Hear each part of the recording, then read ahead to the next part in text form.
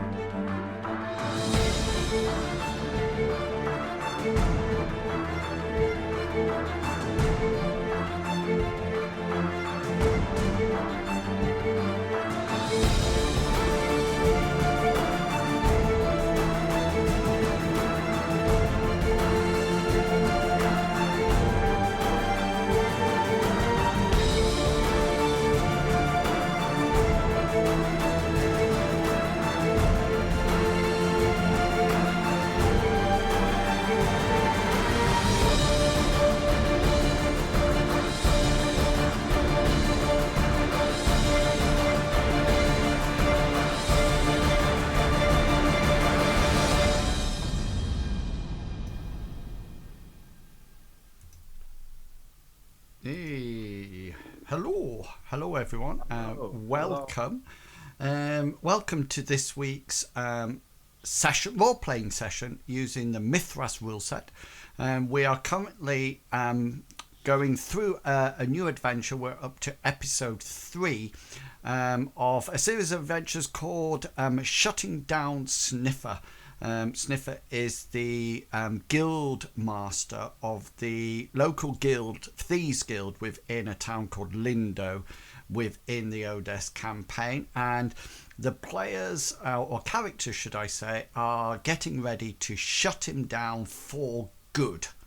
And just that would be it. But I will give you a little bit more of the scenario, a little bit more of the backstory once I allow the players an opportunity to say who they are and who they will be playing tonight.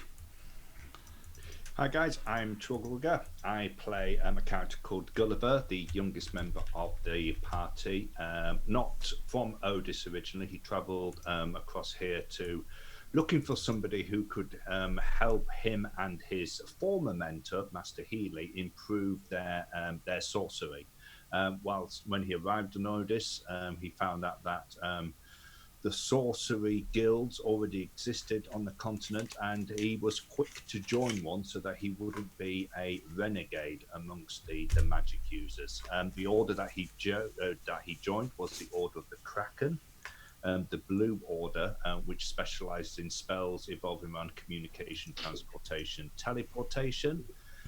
So as a sorcerer, the most powerful spell casting class on Odess, he has the ability to shape his spells how he sees fit. He can increase various aspects of them, like the range, the magnitude, the number of targets that it will affect, the duration. He can even have it so that he can combine several spells into a single casting.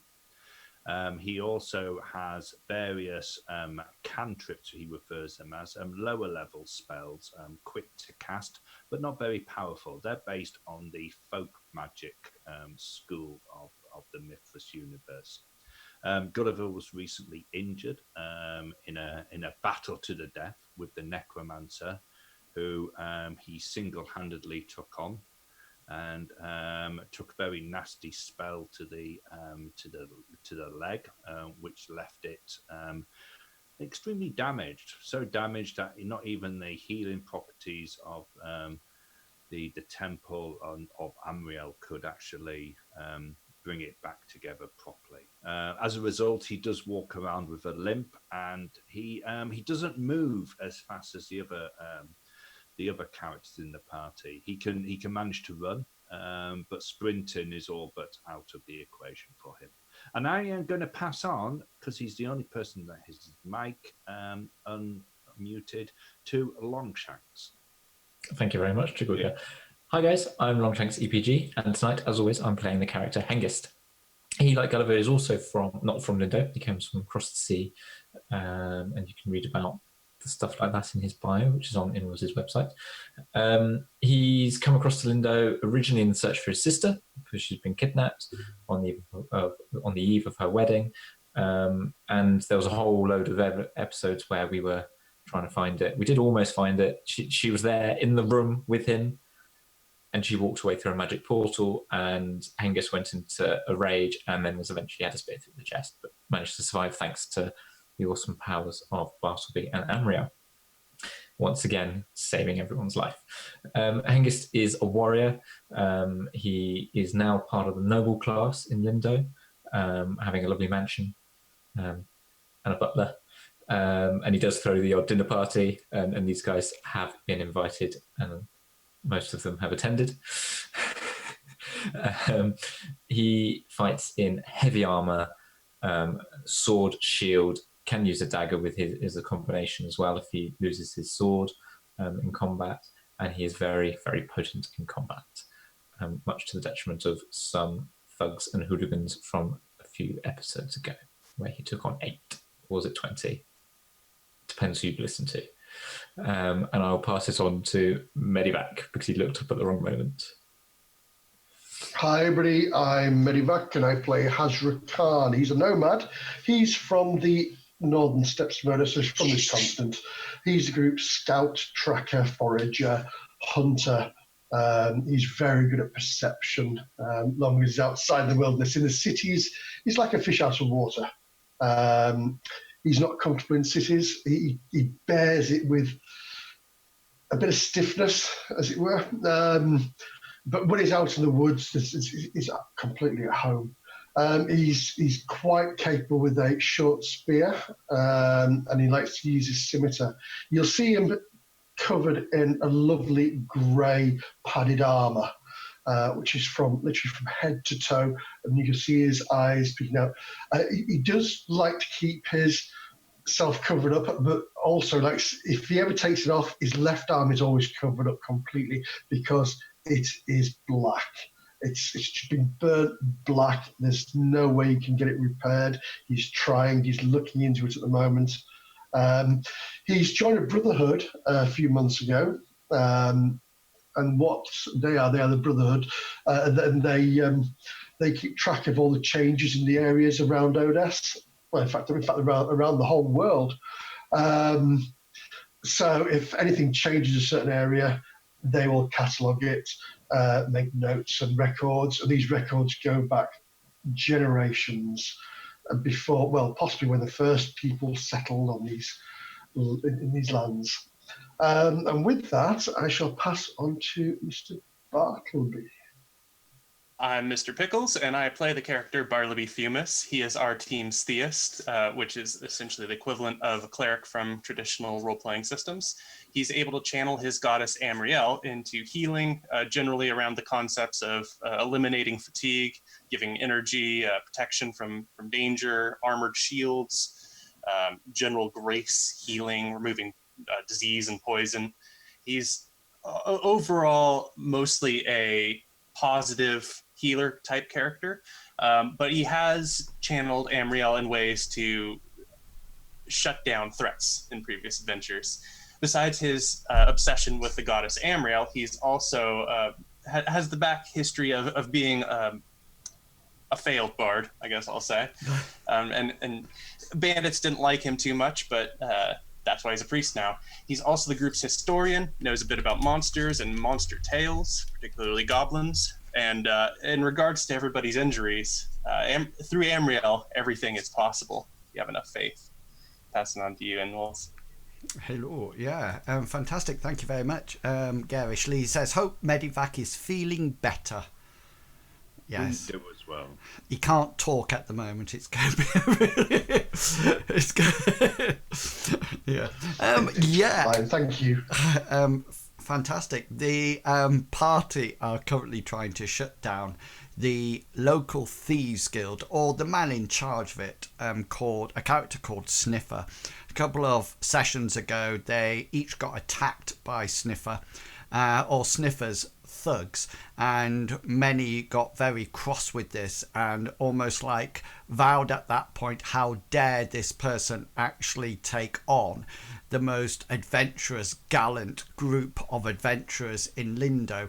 So it's been decided, as well as 2 NPCs, Margot and Brian, to tackle them, Sniffer, and attempt to shut him down. And they decided that rather than trying to kill him because somebody else might replace him, the idea is that they will try to hit him where it hurts the most in his transactions, in his business. So luckily, Margot, who is also a chief merchant, and Brian, who's a mercenary for hire, together they came up with a plot that Margot knew of cargo that was transported into Lindowe from Sniffer's associates. The basic setup for the transference of goods is that the goods are brought into the slum areas of the dock, where they are then transported to a certain place. The people from the boat then go and meet with Sniffer and his associates, or associates and not Sniffer, and they are told where to take the goods, so nobody has all the information at all the same point.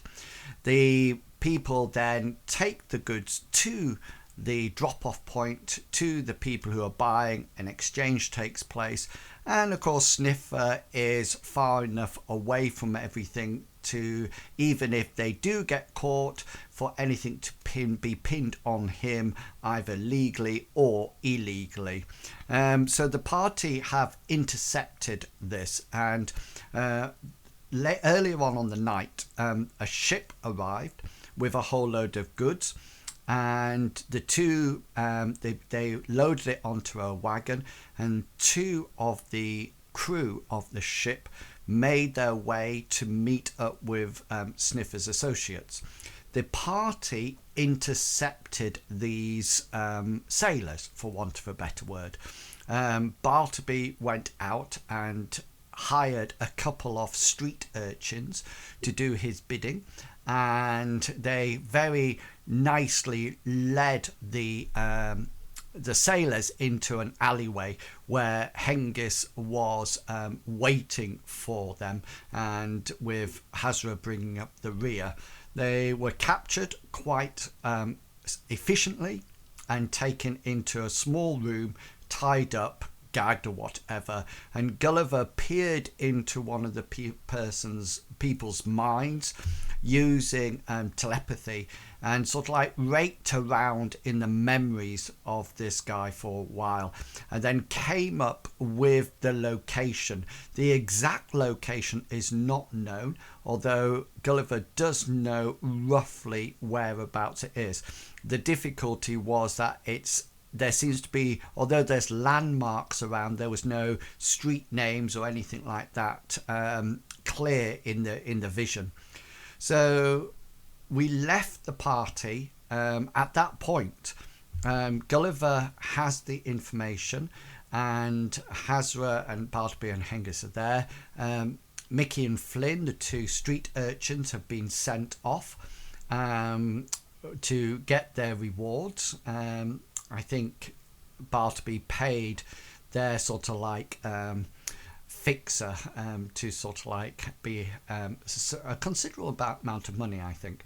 Anyway, and now it is the exciting turn of 2 of the party to take the role of those sailors, and then go into the tavern and to find out where they are meant to be taking the goods.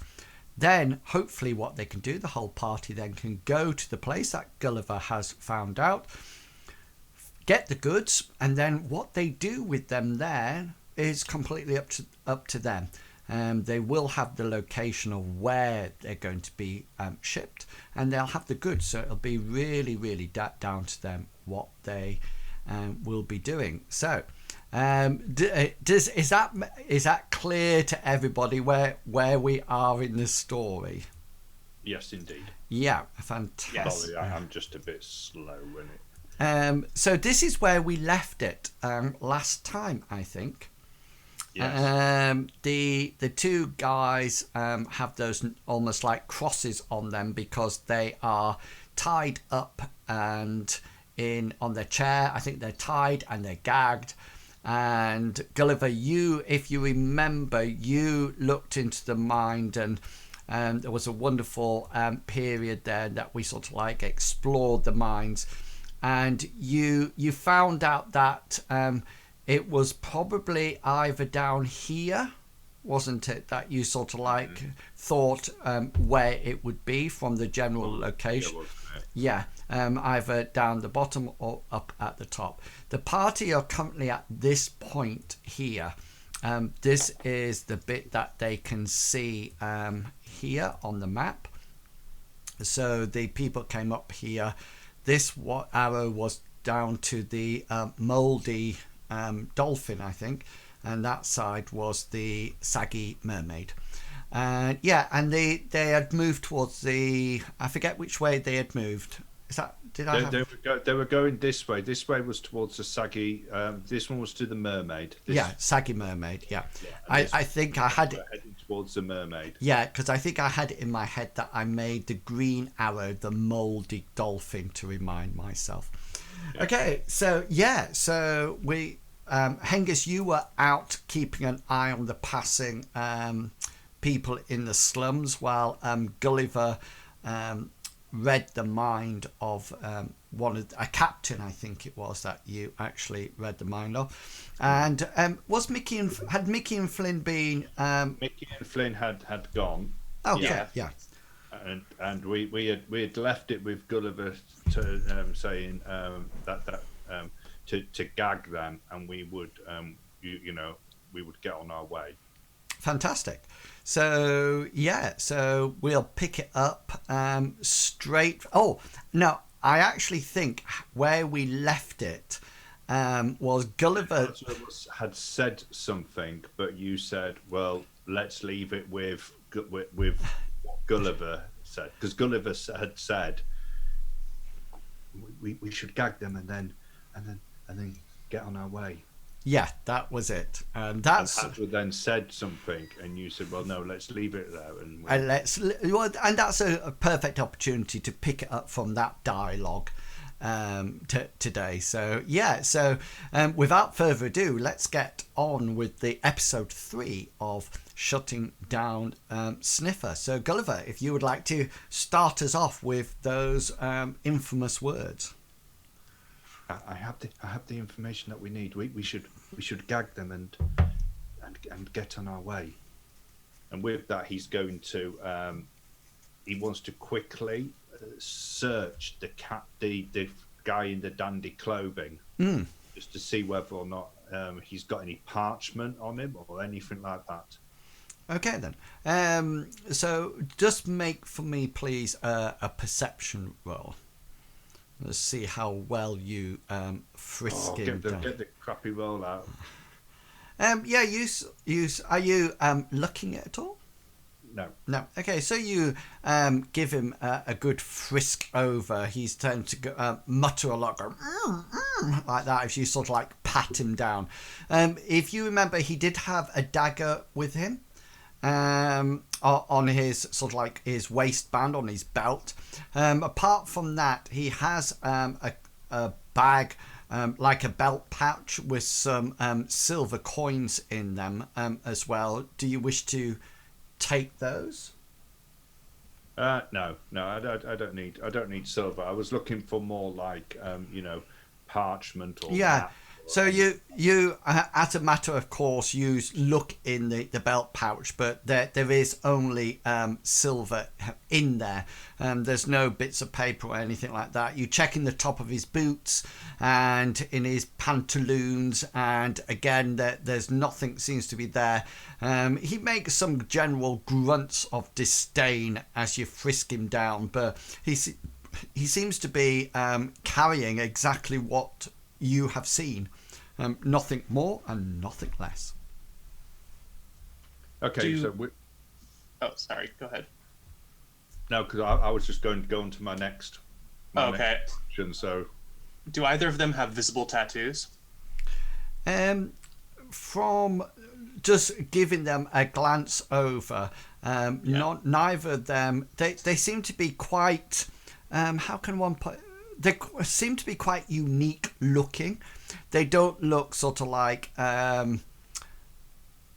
common and garden sailors. If you remember, the mate, for want of a better word, actually has a chest harness on with 3 daggers that I think somebody had a look at and decided that they weren't actually, they were more like throwing daggers rather than thrusting daggers, although they could be done with the latter. Apart from that, their clothes seems quite, the captain's are quite flamboyant. Obviously you don't think he's actually worn these on ship. They're definitely a little bit too flamboyant for that. These are probably his going out clothes. The mate just has very common sort of like leather outfits on. They seem to be quite armoured. Seems to be soft leather armour that he's actually wearing. But apart from that, none of them have sort of like tattoos or scars or anything like that. Thank you. That's all I need. So once Gulliver's searched him, he's going to be heading out because he wants to talk to Hengist as well before they set off. Well, once Hasra sees that they're finished with these 2 captives, what he's going to do is he's going to gag them. He'll take his time over it, and then he'll check the bonds again, looking at them, making sure they are secure. And again, he will take minutes over doing this and just making sure they've not been trying to force the way to loose while they'll be talking to them. I think there was some brawn rolls made initially, weren't there? Yeah. I think Hasra, you tied them up originally. I did, yeah. So that's nice and tight, and they're re-gagged now. And yeah, so once that's done, Hasra and Bartleby, what's going to be your? Are you going to follow Gulliver out or stay? Yeah. Hasra's more in the mind of, I think I need to be here to make sure these 2 do not escape while this mission is going on. So Hasra's intention is to stay here and watch these 2, because you can't just leave 2 people tied up on chairs in a building and not know what's going to happen to them. So that's Hasra's mentality. He needs to keep an eye on them. Okay. There's no need for him to be away with anybody. Bartleby would be leaving very shortly after Gulliver. He doesn't want to be in the room when Hasra starts killing again. Okay. Hasra, are you planning on locking the door? I think it was actually locked because I think, Gulliver, you knocked it open. I did, yeah. Yeah. Yeah, so I'd have no way to lock it. Hasra can't. You could probably get some kind of... I can jam something. I can get my door, jam that under. Yeah. Okay, just make me a brawn roll for that, just so we know how well you actually do it. And Bartleby, you sort of like walk out with Gulliver, and Hengist is out at the corner of the street. So once Gulliver gets up to Hengist, he'll probably, if Bartleby's close behind, he'll wait until Bartleby gets up, and then he'll look around and go. And he's saying it in sort of like a whisper. He's keeping his voice down because even though we're down an alleyway, we already know that there's probably people who will look out windows, etc. And he'll say, "Where's Hasra?" I left him in the room with the 2 people who were smuggling. Well, we need him.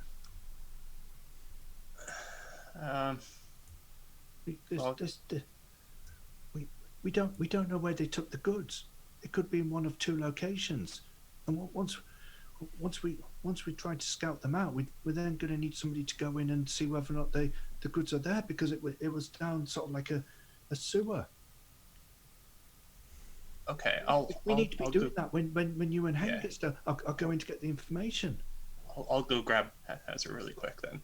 Bartleby will go back, knock on the door quietly. Yeah, so you sort of like try to open the door. Just make a brawn roll, just in case you suddenly have a fit of strength and burst this door. No, you don't. You sort of like walk towards the door, and it's one of those situations that you walk towards as if you're going in, and then suddenly realise too late that it's jammed on the opposite side. You just sort of so you think it's going to push open, you know, straight into it. It's sort of like you recognise that it's now locked or jammed. Yeah, so carry on your whisper. Hasra! Hello there. Gulliver needs you for scouting. But he should have said something before he walked out the room then. That's what I thought, but... You can't just walk away and expect us to be all magical and know how his brain works and things. So, okay, just give me a moment then. Do we need these two people alive? You asked the person. Yeah, but yes, we do. I'm gonna just assume the conversation's done and make my way back to Gulliver. Okay. Something like, all life is sacred. And then you haven't answered the question. That would be a good vague answer. Okay. I told Hasra to come out. Hasra will. I'll take the wedge out of the bottom of the door. I'll open the door. I need to do this in person. So I'll walk over to Gulliver. What do we do with these two people? We cannot leave them there alone, because if somebody finds them, if somebody walks in the door, they will set them free, and then all our plans will be foiled. Is there any way you can make them go to sleep? Or well, in fact, that would be no good, because if somebody woke them up. So what are your ideas with this? I didn't have any ideas. I was thinking about the rest of the plan. I normally leave stuff like armed combatants to you and Hengist. Hengist, in that case, how do you feel about this? What would you do? Well, sometimes the appearance is... I'm not being funny, guys, but it's going to be dawn soon. If somebody expects a door to be closed and locked, that's often what they'll see. So perhaps we just close the door and go. We haven't got time. So the person who owns the house comes and opens his own door and finds two people tied to a chair. No, the residence belongs to Margot, I think. It does, yes. Yeah. It was actually Gulliver found it from Margot, and it's part of Margot's... it's not her residence, it's part of her warehouse. The warehouses. Yeah. Right, sorry, I missed that bit at some point then. Gulliver, how about you tell Hengist and I who we're looking for, and then you and Hasra resolve this issue. I only got a brief glimpse of when they met them a long time ago. Well, I think it was a long time ago, but well. And Gulliver's going to give a description of the best he can of what he saw in the vision. Of when you didn't give me that information, but he will relay it, whether or not it was male, female, how tall they were, what they looked like, colour of hair, etc. When you say when you said give a description of something that I didn't give you, what? Yeah. So one of the when we were. Are you not paying attention to it? But when we were, I'm just wondering how you would know it if I didn't give it to you. That's what I'm thinking. Well, but what you said was when we were going through, we were going backwards and forwards, and he met with two people in a bar. Oh yes, back in the vision. Yeah. So I want to provide the description of those two people that he met, just in case it was a meet that they had done previously. Okay, yeah, I understand what you're saying. Yeah.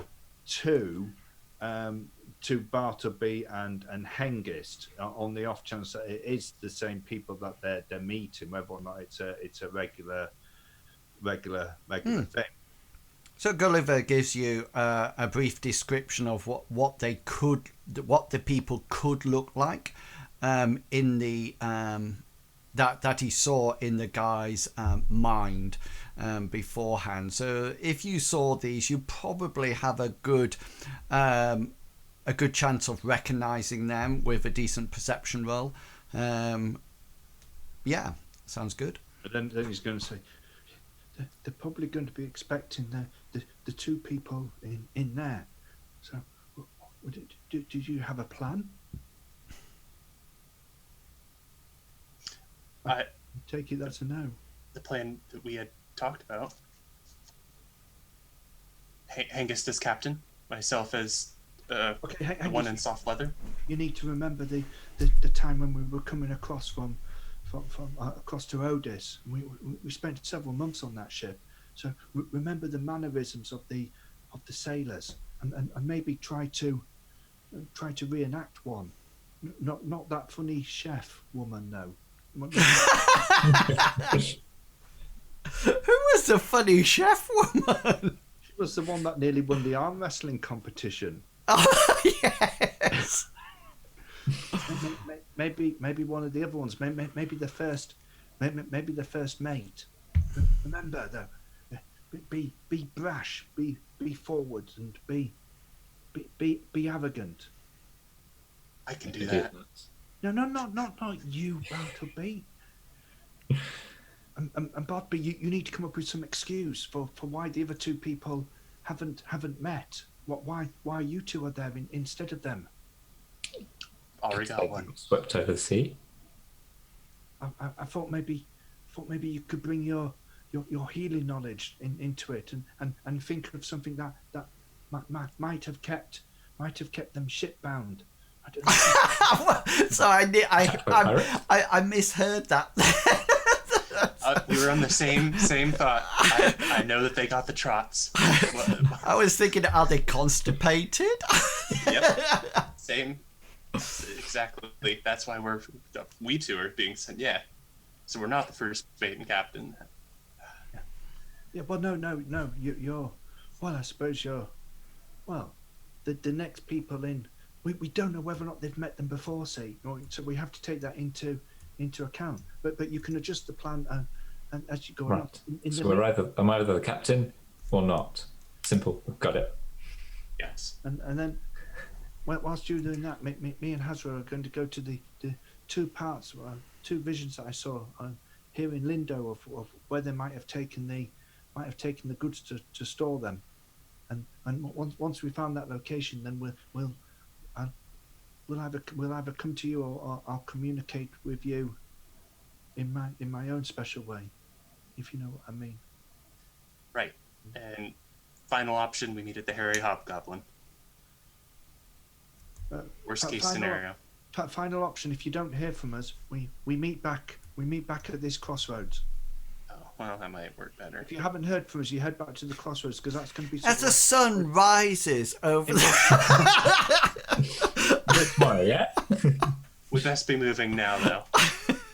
Hengist? Ready? Shall we go? Okay then. So I'm assuming that Hengist and Bartleby are going to be heading to the Saggy Mermaid, and Gulliver and Hasra, you said that you were there's two locations to actually check out. If you remember, you're on the map now. There was something here and something up there. Just to let you know that if the one to the northeast, you would need to follow Hengist and Bartleby and to go out that, or no, we're going for this one. You're going to the one past the mouldy dolphin. I'm using logic for that, because if the chances are, if they were going to go to that one, the captain, the mate, might have accompanied it a certain way, if you see what I mean. Okay. So that's the one that we're we're going to set off to. So Gulliver's going to use his streetwise to see whether or not, to get to a general location of where he thinks it can be as quick as possible. Okay then. And not to go down any blind dead end or alleys, anything like that. Yeah. And Okay. then once we get there, we'll use. Cool. So let's just put you down there as you go. If you would like to make your streetwise skill now, and then I will bring onto the map. I'm going to use a point of luck to re-roll that, please. Okay. It's even worse. Yeah. So you sort of like head off, and Hasra sort of like walking next to you or following you, and you start to head off in the general direction, and you take one glance round and see Bartleby and Hengist sort of like walking off, discussing the plan, what they're going to do and how they're going to do it. And before long, Hengist and Bartleby, you approach what is clearly the Saggy Mermaid.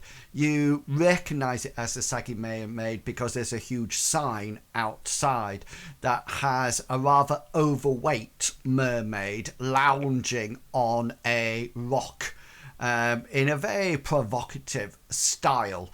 Including having one hand behind her head and one seashell missing on her front, and you can hear the as you get closer and closer, you sort of like see you hear a commotion, and all of a sudden the a body comes flying out of the door and sort of like hits the ground and in the mud, and sort of like skims across, and this man who looks a bit like hairy Basil Earless, so he's obviously the proprietor of the tavern, and sort of like shouts out, he says, "And keep your ass out of this pub!"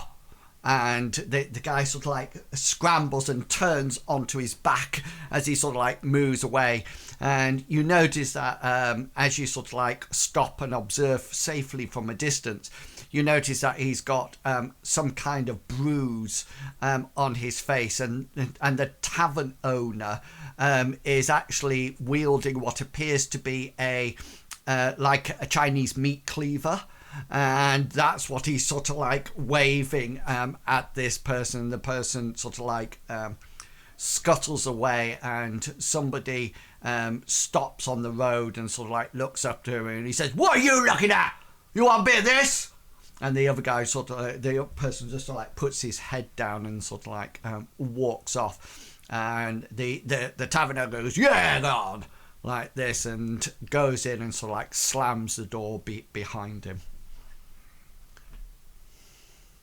Wow, that was a good throw. I don't know if I like this bar, Hengist. You'll be fine, Bartleby. Okay, well, you take lead. I'll back you up. So Hengist will sort of like give a count to what he thinks is about 30 seconds, and then he'll go up to the door and open the door and walk in. And as he walks in, he wants to sort of like scan the bar to see sort of like who's there, how many people there are, Okay. where they're sitting. Yeah, so And he's also keeping an eye out for these two people that have been very sketchily described to him. yeah. So this is what the inside of the bar looks like. You probably can see it now. Yep. Not as much puke as I thought there'd be. It is a little bit more. It is fuller than this. This was obviously taken at an early opening time, but you can see that the ceiling's very low. There seems to be some kind of lighting, but high up out the way, mainly probably to avoid being smashed or tipped over. there is a fireplace and a bar, and there seems to be like a long table with tables and chairs on either side, and there's some odd other chairs as well, and there does seem to be a set of stairs to one side that obviously goes up to the second floor, and as you walk in you notice that the behind the bar there's a door out as well. Now we do have a floor plan for this as well, so I can just pick you up and pop you on. Yeah, hopefully you can see it now. Yeah. Is it normal for buildings in this part of Lindowe to have low roofs like that, or? Yeah, well, the normal sort of like slums areas, the general buildings are very low roofed, and some of them actually have 2 or 3 floors on. It's also well known that there has been, and you'll be aware of this, Bartleby, because you spend quite a bit of your time in the slums, there have been cases that floors have given way and actually collapsed inwards because the actual structure is not that good at all. So you can see the general layout here. The picture that you saw is more to give you a feel of the atmosphere there. There are some people in here, and I'll just sort of like put them on, and just so you know, I'm going to put them all on as bandits to start off with, and then but as you start to locate who's who, then you'll be able to sort of like decide which ones are the people that you're going to so these are the complete occupants of the bar. This one here you actually know, and I will give him his label now. So can you see his label? Not yet. Pop. Mm-hmm. Can you see him now? Yeah. So he's the tavern owner, and you sort of like walk into the bar, and it's one of those things that you walk in and the door sort of like closes behind you, and not a lot of people seem to take any notice of you coming in, but the tavern owner just sort of like quickly looks around as if he's expecting the guy that he's just chucked out to be coming back into the bar. So as the tavern owner sort of like glances back at you, what would he see? What are you wearing? How are you sort of like carrying yourself? Give us some description so the tavern owner knows what you look like. Do you want to go first, Bartleby? You're in front of me. I figured you'd go first. Okay. So as Hengist walks in, he's got a sort of like a fancy hat on with some sort of feather that he keeps like fluffing into his face, and he's wearing sort of like some leather armor, and that's suitably sort of like salt stained, because he may have spent a couple of days sort of like washing it in the sea to get a little bit salt stained. Well, he didn't. His butler did, and he's got his dagger not strapped to his waist, but it's sort of like strapped to his upper thigh, so he's ready to draw it as needed. And he's sort of wearing what he thought when he bought them were some captain's sailor's boots. Okay. As well. And what's Mr. Bartleby wearing? Bartleby left his furs at home, so he's not wearing any armor. He didn't bring any of his weapons, hard quotes.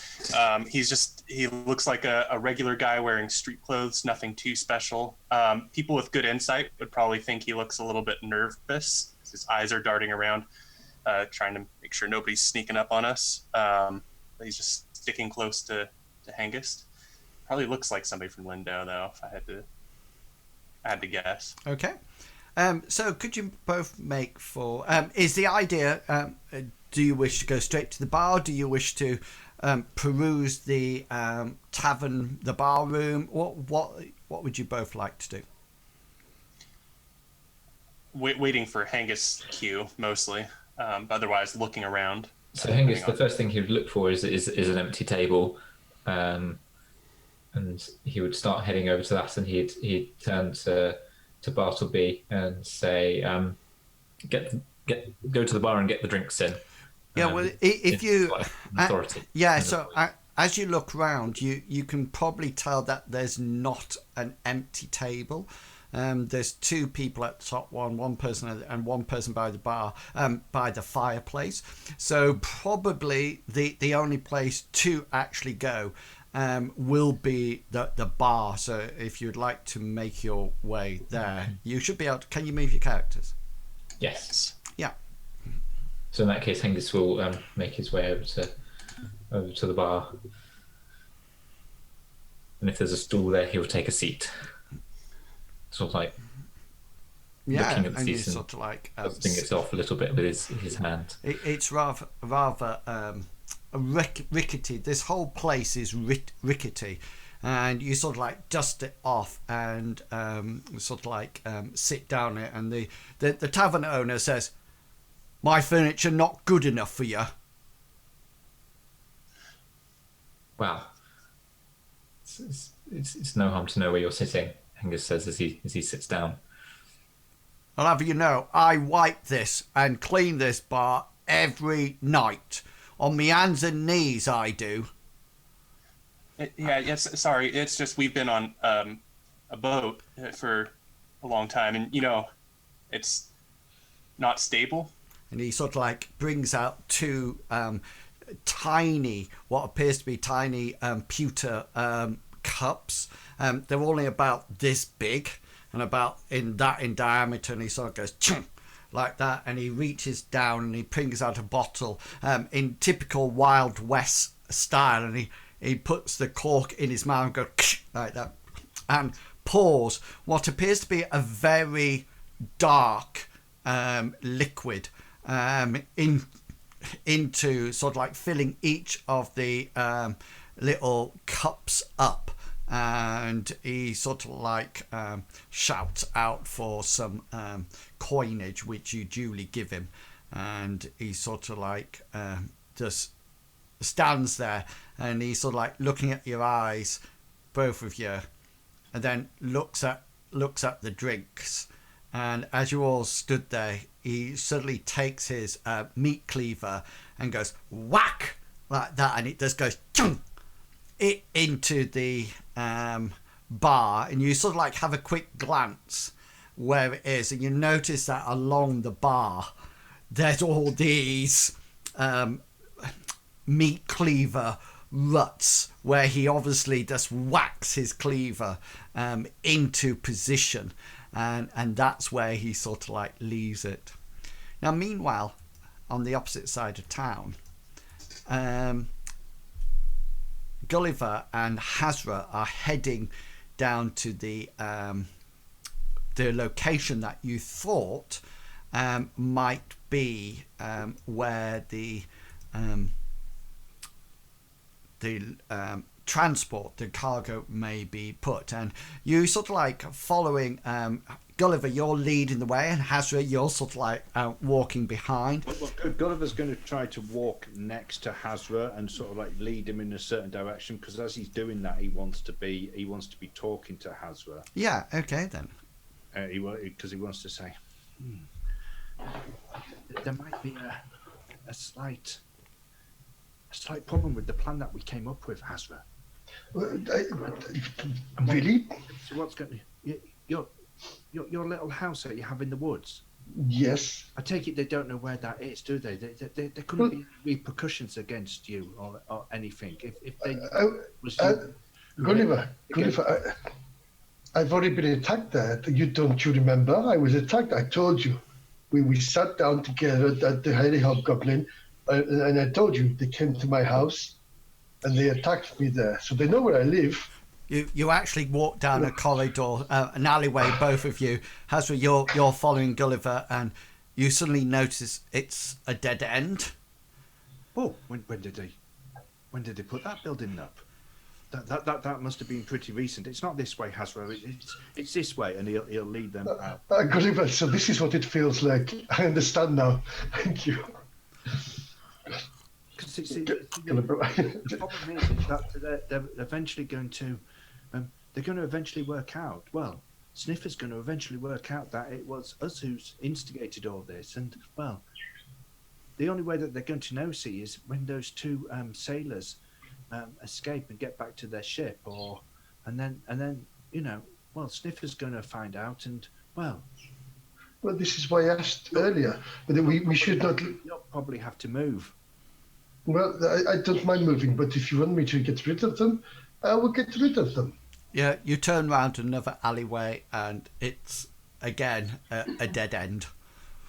You're going to have to stop asking me questions, Hasra. I'm trying to concentrate on where we're going here, and you keep asking me whether or not you should go around killing people. I'm sorry, Gulliver, but I'm just trying to tie a few ends. Not me. You carry on walking. It's a pity that you didn't ask me that in the woods when you just randomly killed that person. No, we're here to be killed. I just thought I'd let you know about the repercussions that we could.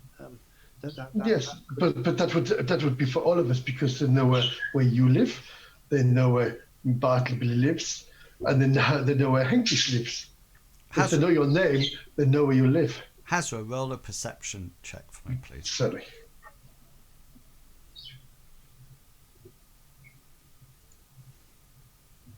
Yeah, as you sort of like talking and walking along, you suddenly get the distinct impression as you look around that you've actually been down this road. You seem to be passing something again, or going down the same road but in the different direction. You sort of like notice certain shops or landmarks as you street signs and things like that as you go around. Gulliver, just wait for a moment, and Hasra will bend down and pick up a lovely round stone that he saw. I saw this the last time, 20 minutes ago when we came this way, and I thought it was a lovely stone for throwing. Yeah, this is for you. I thought you may have come this way again to find it. Very much. Well, it all looks a lot different in the dark, doesn't it? Don't you think so? Well, you know me, in the city, every tree looks different. Every building looks the same. So, I don't know what you mean. I think it's this way. He'll point down another way, and why don't you? We're going south, are we not?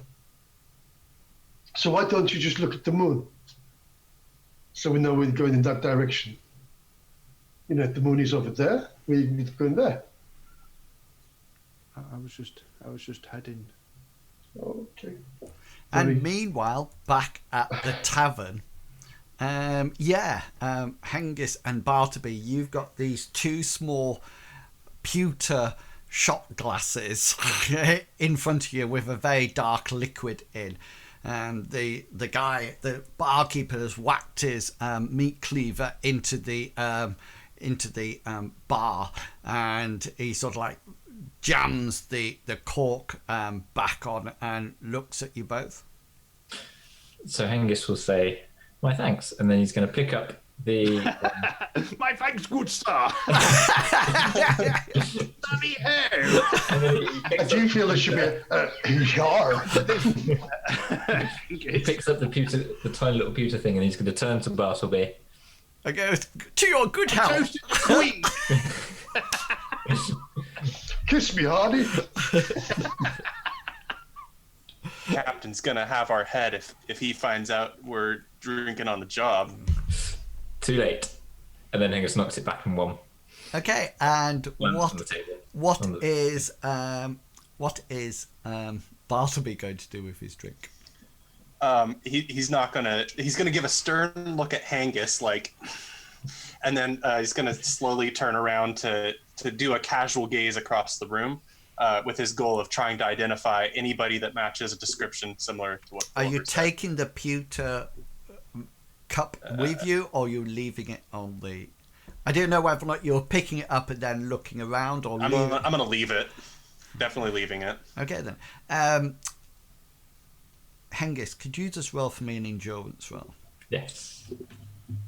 This is not to see whether or not you're drunk.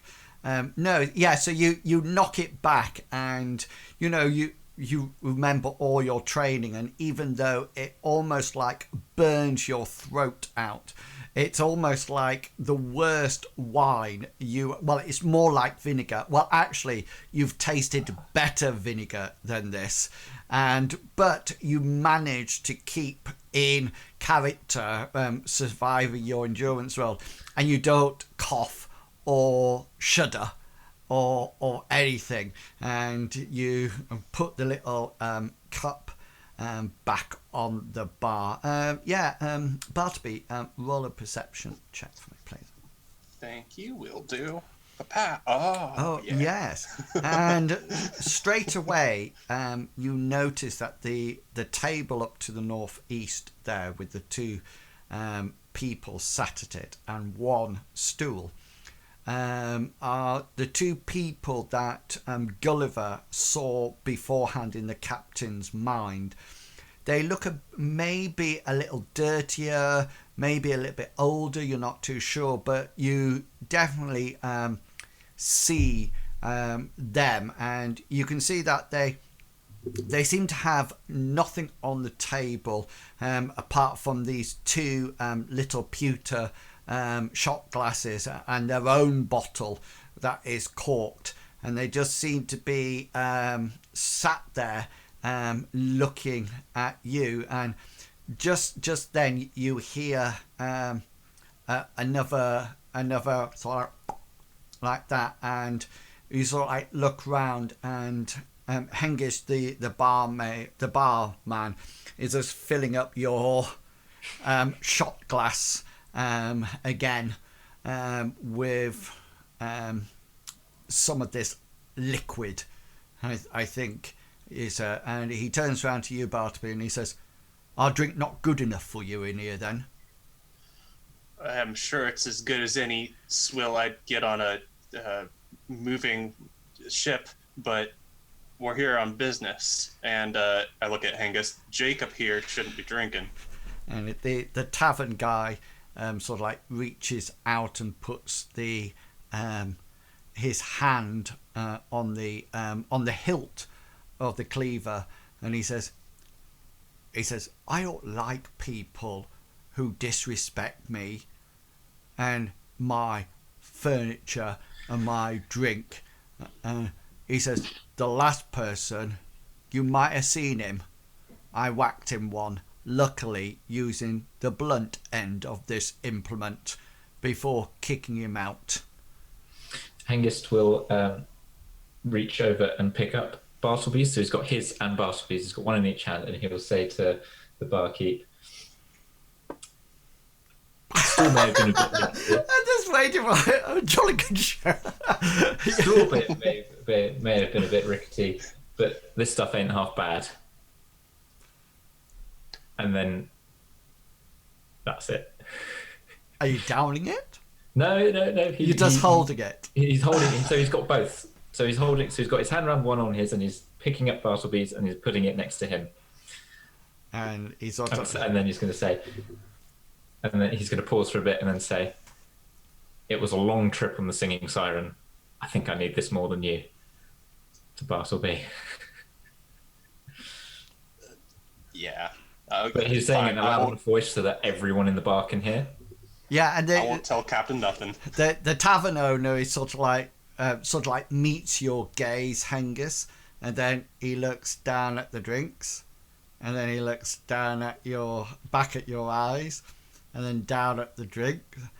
And Bartleby, you see his hand beforehand was just resting on the hilt of the meat cleaver, but now you can see his hand is slowly grabbing round it as he just looks. Eyes, drink.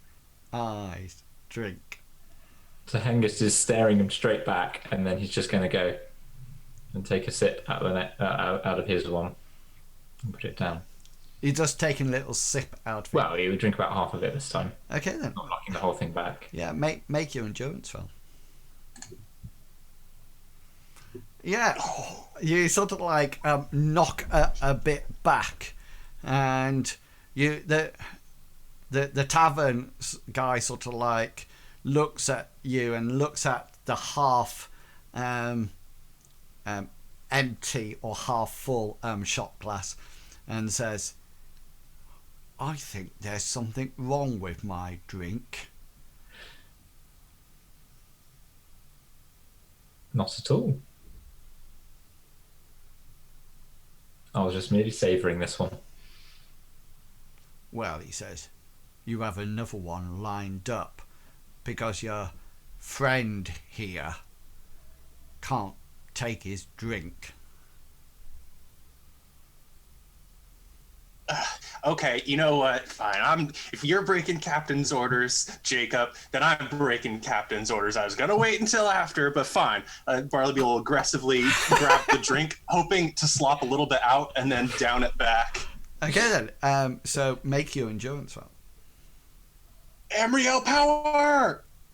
Yeah, and you sort of like go, this is probably the worst communion wine you've ever drank in your life, and you actually do feel that it's probably burning through your throat and out into the open air, and it sort of like hit the inside of your stomach like a sort of like a sound. You just sort of like a like that, and you sort of like where do you put the cup? I slam it back down on the counter. Yeah, I'm gonna slam it back down on the counter. Yeah, and the tavern guy sort of like, all of a sudden you notice that his facial features sort of like goes from being really cross, and he sort of like relax a bit, and then all of a sudden he just sort of like bursts out laughing. Good man, he says, and pops a cork and fills yours up as well as Hengist, and says, "Those are on the house. Straight from the Saggy Mermaid's breast, that stuff is. No charge for those two. You're obviously men who know what to do with a Saggy Mermaid." And at that point, you suddenly notice that out in the corner, as you sort of like look round Bartleby from your perusing, one of the guys sort of like goes and gets your attention, and with that we will nip back across town to the wandering minstrels as Gulliver and Hasra continue to explore the streets of the slums. Gulliver, have you ever thought of making one of those drawings of an area, and maybe you could do tours with people and take them around to show them the way? I don't know how to put this to you. I'm just making sure that we're not being followed. That's why I keep doubling back on myself and trying to blind alleys, hoping that if we are being followed, then you'll be able to all of a sudden leap into action and dispatch the followers. So although it seems like I'm lost, I'm not actually. I'm just making sure that we're not being followed by anybody. The area that we're in isn't very nice. It's the slums. People are out to get you, out for your purse. Even your spear they will be after, or those fine silks that you wear. These are not fine silks, but yes, my spear is worth of quite a bit to me anyway. But yes, fine. You lead on, Gulliver, and I will be as quiet as a mouse while you concentrate on the direction. And after a few wrong turns, blind alleys, and different sort of like double backing to check you're not being followed, you eventually notice that on either side of you, the slums are slowly reducing in height. They have less stories to them, and then it becomes almost like a shanty town with makeshift buildings that are not actually well structured at all, but seem to be bits of sailcloth draped over sort of like wooden structures. And as you walk through this, you come to that slight inlet, and you can see off in the distance of the inlet. So I'll just pop you on the map so you can see. So this up here, right down at the end of that, there appears to be, so you are sort of like coming up here. Does that make sense? So you're up higher up. You've just sort of like come out of that street there, and you sort of like come to the end of the cliff, and you suddenly think, oh, you know, Hasra's sort of like thinking Gulliver's gone wrong again. Even Gulliver's thinking, oh drat, this isn't right. But you suddenly, something catches your eye, and there's a flicker of light. And as you sort of like probably crawl to the end of the cliffs and sort of like look down, you can see that there is an inlet down there. And just to let you know, there seems to be a flow of water that is sort of like going like that. It's almost like, it looks like there was once a channel there, but it's overflowed, and the smell that comes up to meet you obviously tells you that it's some kind of sewer entrance. But the interesting thing that you saw was that as you sort of like crawl to the edge and look over, there seems to be a person that seems to be holding a stick with a lantern on the end of it. And you can see the light is lighting him up, and he looks very similar to the sailors, and he seems to be just stood there and with the lantern on a stick. And what you do notice is that there's a wagon, and I think Hasra, you saw it being loaded in, I think. And it's the same wagon that was on the ship, but it's empty now, and it looks like it's just being dragged up. You also do notice something. It's actually round the other way, so the actual bits that you would pick up to walk away with are actually towards the sea, if that makes sense. Yeah, so it's been backed in almost. Yeah. And maybe offloaded. So you two are up on the cliff. What would you like to do? There's going to motion to Hasra to move backwards, and then he's going to start moving back to maybe the shadows of a nearby building. Mm. Yeah, so both of you creep back to a nearby building. If Hasra comes back as well, Gulliver will say, I think that seems to be the place, Hasra. It does look very familiar to you, Gulliver. It matches what I saw in the, well, I won't tell you what it matches. Do you want to keep an eye on it, and I'll head back and tell and meet up with Bartleby. Yes, but I was going to say let's pull back and be quiet about this, but you did anyway. But what I was going to say, Gulliver, is if you are going back, you need to check on those two people to make sure they are still there. I can quite happily keep an eye on it, but why would we need to if we know the stuff is already here? Where's it going to go? You know, there's no need to keep an eye on this place because this is where they brought the goods to be transferred to the new place, isn't it? I just thought it would. I mean, do you think they're going to wait with them? I just thought maybe we would be able to see how many people there were. whether or not there was one or two or three or Well, four. I wouldn't have thought that. More came, or whether or not the sailors had escaped and came. That's Gulliver, fine. Now we'll stay, okay? That's fine. It's totally up to you. Okay, so let's whiz back to the Saggy Mermaid.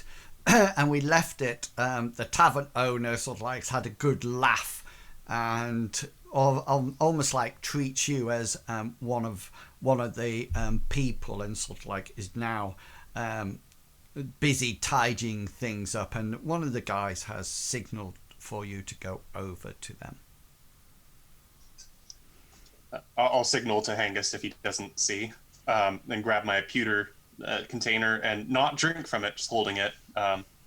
Begin to go over, presuming that Hengist is doing the same. Hengist is mirroring, yeah. So he's picked up his pewter cup and is making his way over to the table that Bartleby has indicated. Yeah, and the first thing that you notice quite clearly is that there's only one stool there, and it looks like it's carefully positioned.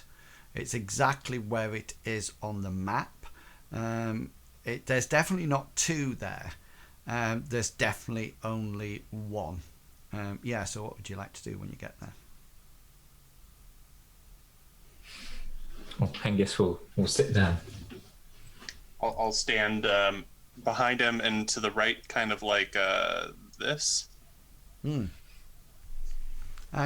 sure as you do that, the person in front of you, Bartleby, so to the right of you, Hengist, sort of like sit down, and he sort of like looks around, and he leans forward. He says, "And what time do you call this?"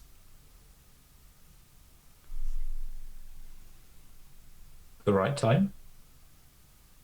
The right time. You're late. Significantly.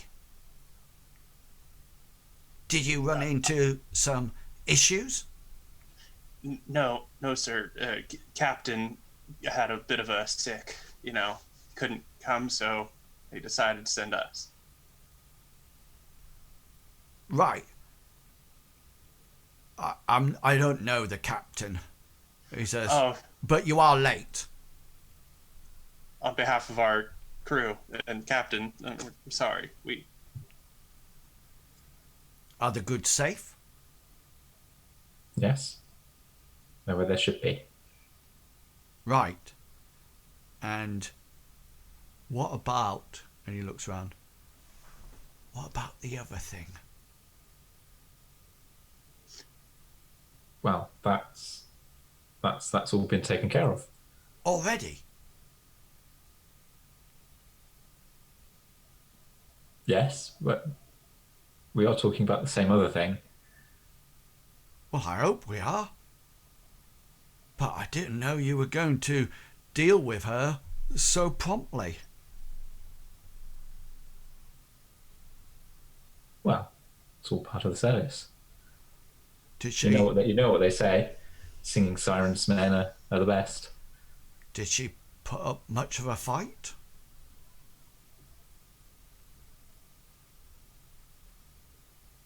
Well, she's a woman.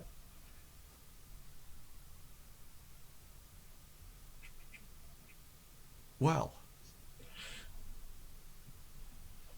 And he looks somewhat puzzled. Yeah, make a deceit roll at this point.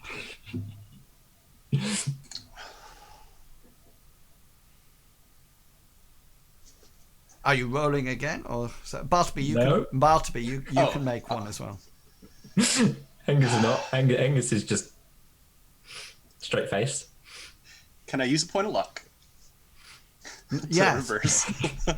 and as the guy says the next thing, you suddenly make the connection, and he says,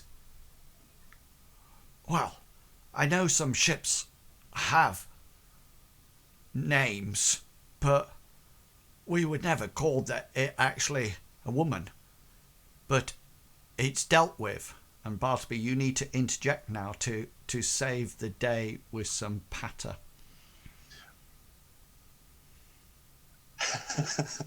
Oh. We're fucked. Dig Hengist out of that hole. Go on. Bartleby all of a sudden looks like he's had a realization and hits Hengist on the shoulder and says, Jacob's got his head all mixed up here. See, Captain had told us about something with shipment, and that's what he thought you were talking about. We haven't handled her yet. I don't... Does Sniffer know about this? I'm not sure we should be dealing in live trade. That's not a good idea. And the guy to the opposite side of the table sort of like puts his hand out to shake towards you, Hengist, and says, "My name's Bill. Jacob, is it?" That's right. And he puts He his says, shaking his hand yeah, and he's sort of like rather vigorously. yeah, and you notice that he's squeezing it somewhat, and then he sort of like says, "Mighty soft hands for a sailor." I'm the first mate. I just stand and give the captain's orders to the crew. I don't actually do any of the heavy lifting. That's what he's for. Yeah, Just like make a gesture make with his head. make a deceit roll. And he sort of like releases your hand and says, "Yeah, Bruce here does things like that. Mamby-pamby hands he's got as well." He says, and the other guy says, "All right then. So," he says, "the goods are to be delivered to a certain merchant. You've dealt with him before. You know, fat guy, armpit smells. Remember?"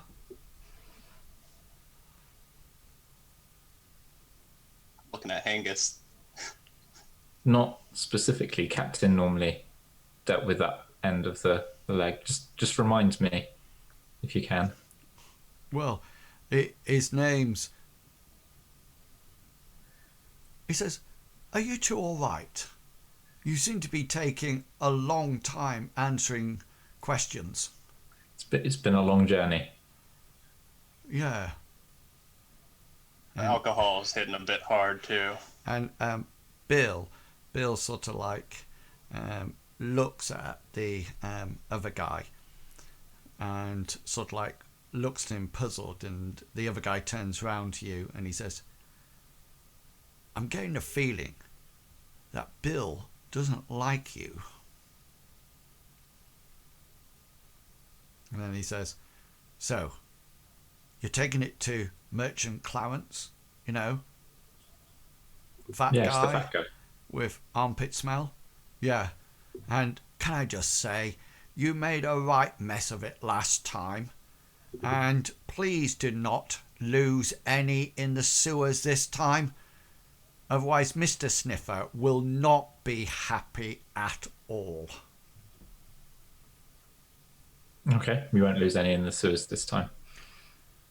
And he's sort of like, you notice that Bill is sort of like looking at you both and then looking back at his comrade and then looking back at you two and looking back at his comrade, and then the guy on the right sort of like says, "Now," he says, "we need to get it straight about the cargo next month, yeah? Well, it's far too dangerous to bring that into the city in the usual way.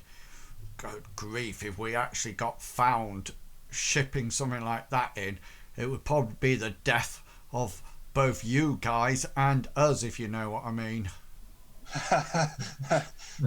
Yeah, we don't want that. Yeah, so what will happen is that we'll probably meet you down at the docks, yeah? That'll be a safer meeting place. And he sort of like glances over at the barman and says, not that there's anything wrong with this tavern. And the barkeeper sort of like pushes his hand into the tavern, into the tankard, and slowly just rotates his cloth. He says, yeah, so he says, we don't want anything that dangerous being transported in the usual way, so we've made special arrangements. So yeah, a normal time arriving, but Sniffer, I'll meet you there. Well, him or me. And that's yeah. Both of you make perception rolls for me, please.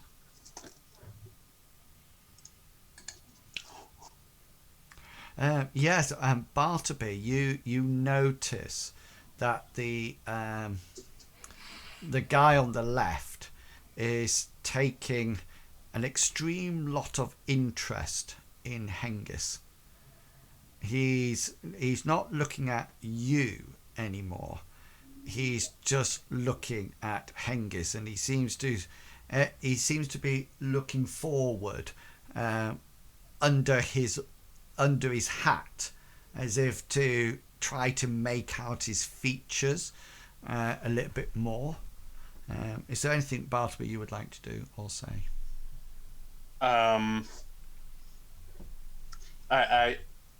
Bartleby, after thinking for a moment, says, so we'll be meeting you in a quieter tone. It will be meeting you at the docks in a month.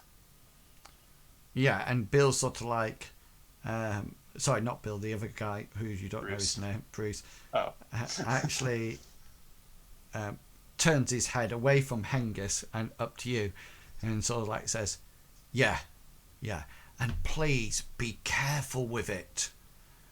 You know what happened last time something like that was let out?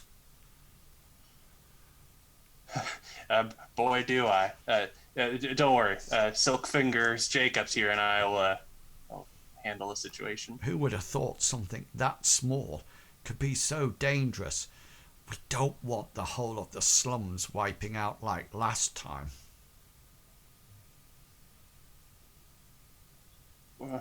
Yeah, that would be quite dangerous. But believe us, we got the crew. Everybody's got everything together. There's been no leaks. Very careful. Unless that's how the captain got sick. And he sort of like looks up to you and he says, what's your name? You're really good at this. Well, they call me Barney. Barney. Strange sailor's name. Very my mama gave it to me, and she was no sailor. Yeah, I bet she wasn't. And he's just sort of like has a slight giggle at your surprise. He says, "Yeah, I can't believe she was as much of a looker looking at you either." And he pretty sort of like laughs a bit and sort of like goes, you know, as if he's cracking a joke at you. What would you like to do? Recover from the sting of a mom joke. And then nudge Jacob and say, was there any other business that Captain told us to do before we leave? Not that I can remember. I think we've got everything.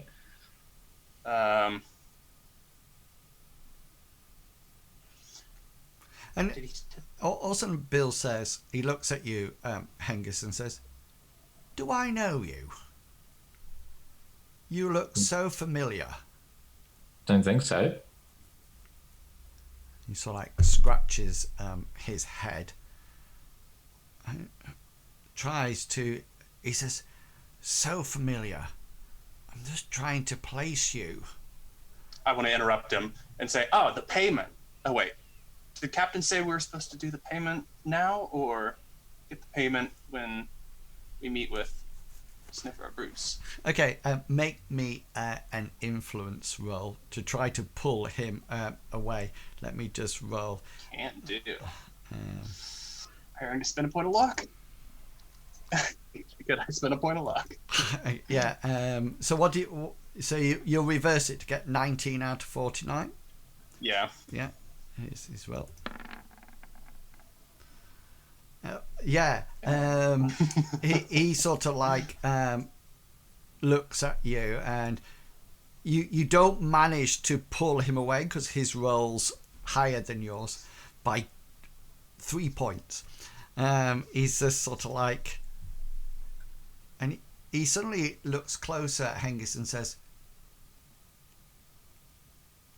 "Were you in the city guard?"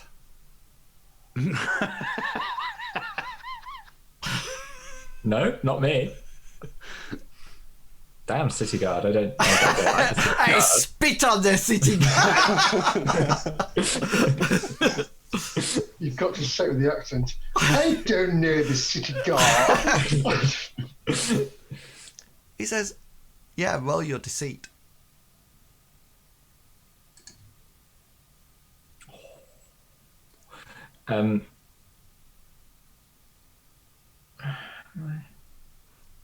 No, Hengist isn't using a point of luck. And the guy goes, "I'm sure we're in the city guard."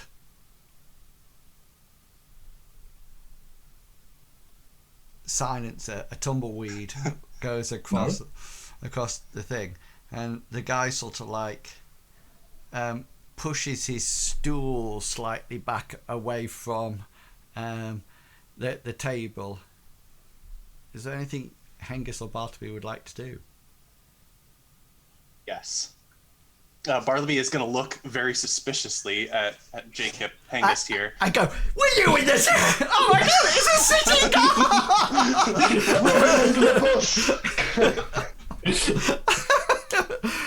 You traitor! And I'll whack him over the head. Yes, I told you you arrested me once.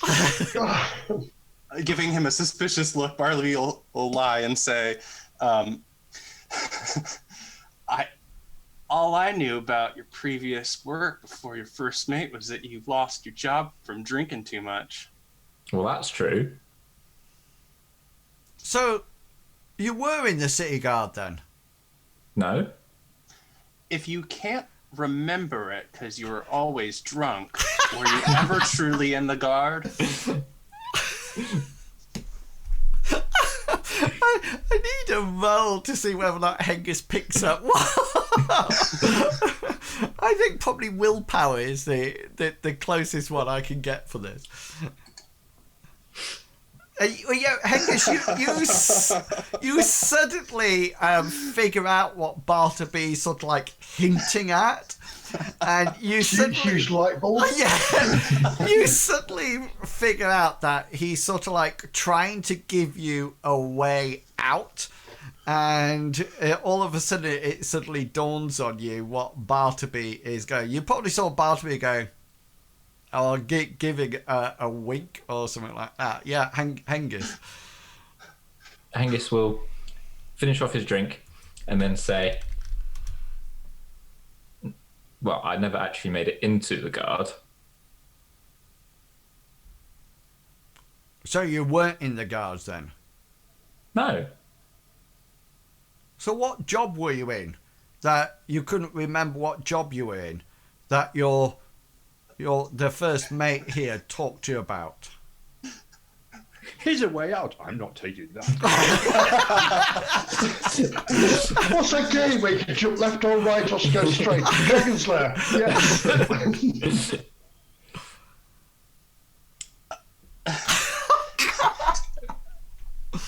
Bartleby's just going to glare at Hengist and say, you know, I'll choose fight number one. all the members on our crew, with all the suspicious and dubious backgrounds, you're still somehow the least suspicious to me.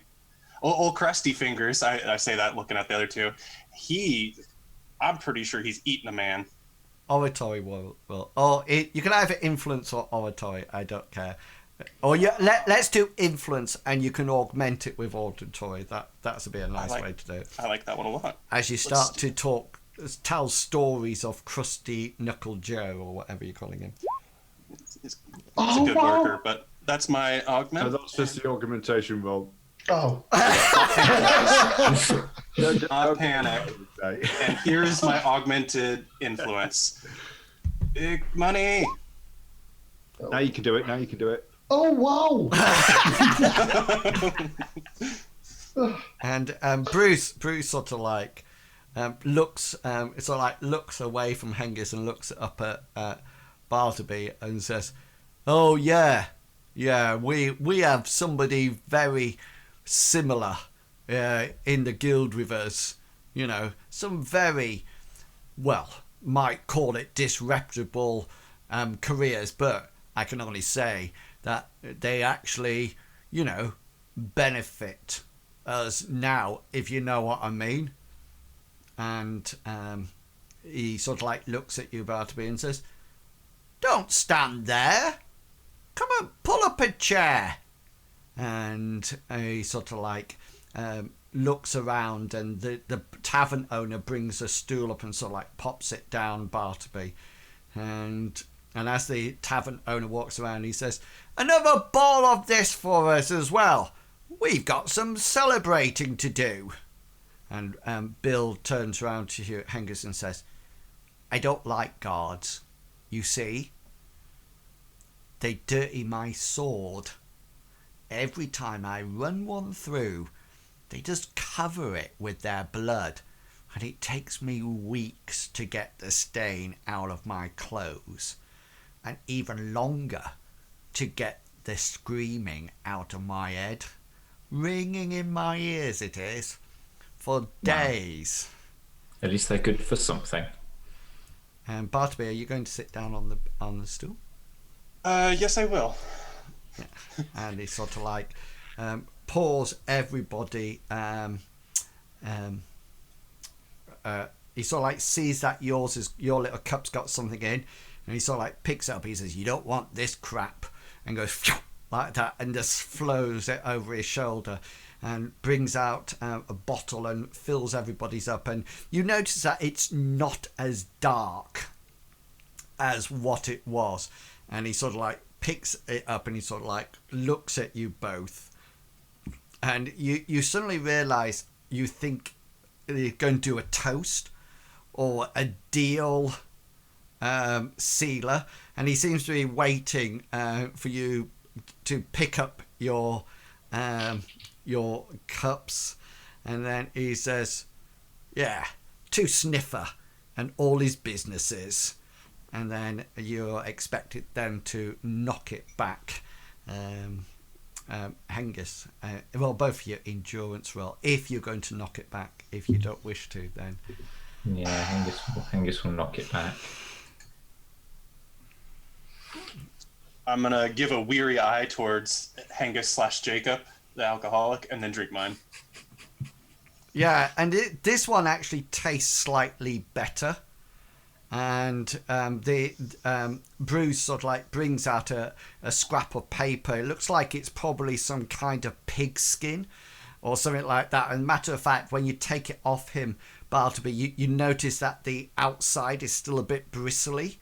And you notice that there seems to be some kind of line map on it. It seems to just be a line that goes around a series of right angles and then finishes at a big cross. It looks a bit like a treasure map, and he says that'll be where Clarence will be. And don't take any of his rubbish. You know that the deal is set, and if he doesn't want to pay it, tell him to get in touch with our boss. Will do. I'll take the pigskin. Is he offering it to me? Yes, yeah. Okay, yeah, I'll take that. Glancing at Jacob again. Yes, yeah. It's we won't take any of his stuff, and we'll make sure he pays. Yeah. He says, do you want to stay for more drink, or do you have to get the cargo shipped? Captain's gonna whip me if I don't show up. Silk fingers here, I don't know. Yeah. Well, probably should make sure that the crew are doing what they're meant to be doing with the cargo. Do you know, I've heard about the captain and his whipping, if you know what I mean. Yeah, I guess it takes all sorts in the world, doesn't it? That it does. He says, another drink then? One for the road. Yeah, good man. And he looks at you and he says, sorry, what's your name? Pouring. To me? Yeah. Barney. Oh, yeah, Barney. Yeah. And he pours it round and he picks up. He says, cheers, everyone. Cheers. Cheers. And endurance rolls as you knock it back. Bartleby's getting stuck. Yeah, so Hengist knocks it back. Bartleby, you sort of like drink this second one and you sort of like, it just hits that back of your throat and you forget to swallow and sort of like cough it, and Bruce just sort of like bursts out laughing at you and sort of like whacks you on the back a couple of times and says, Bartleby, you're a good one, you are. Yeah. Right on my guard bruise. Yeah. Yeah. Another one for the road. We should get going. We should get going now. I think it's. I need to make sure that the rest of the crew are doing what they're doing. Go on, Barnaby. One more. No, I've got the most that I can take. You floppy flounder, you are. Good grief. I've seen more backbone in a crab. I really have. And you sort of like get up and they sort of like, you totter slightly, Bartleby, as you get up and sort of like make your way out of the bar. And he's not coming with you. He's staying. New friend. New friend.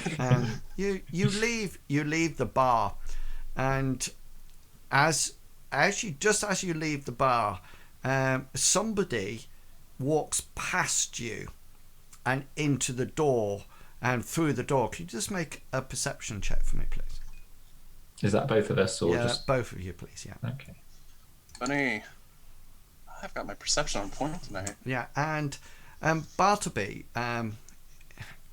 he goes into he walks into the bar and the door closes, and you hear something, and you just hear somebody shout, "What do you mean?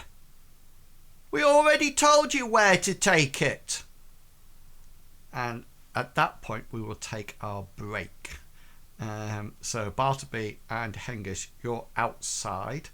And the first thing that we'll do after the break is that we'll nip over to Hasra and Gulliver and see what they are up to.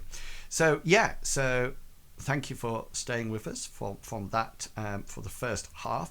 We're now going to take a 10-minute break and to stretch our legs, get some more coffee, and then we will be back in 10 minutes. So please go away, stretch your legs, and we will see you in 10. Okay, see you later.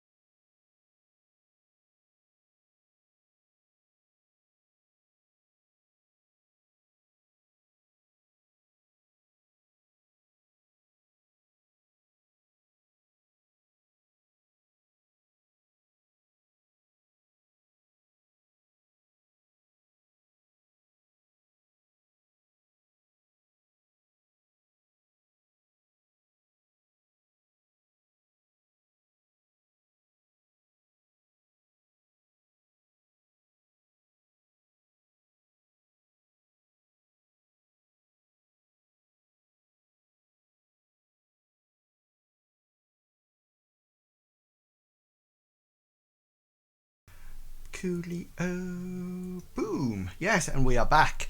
Yes, so we're left the party in two interesting situations. Hengist and Bartleby have worked their magic and got the name of where the cargo is going, and also a map that Bartleby's got that seems to be scrawled on some kind of pigskin. And as they were leaving the tavern, somebody went round them and walked in, and Bartleby, with his keen ears, heard somebody say, "What do you mean they've already been here?" Or whatever I said. And on the other side of town, Gulliver and Hasra have found the location of where the goods are, and have I think you crept away from the edge. Is that correct? We did. We crept away from the edge. Yeah. Yeah. It's sort of like a shadow of one of the a building.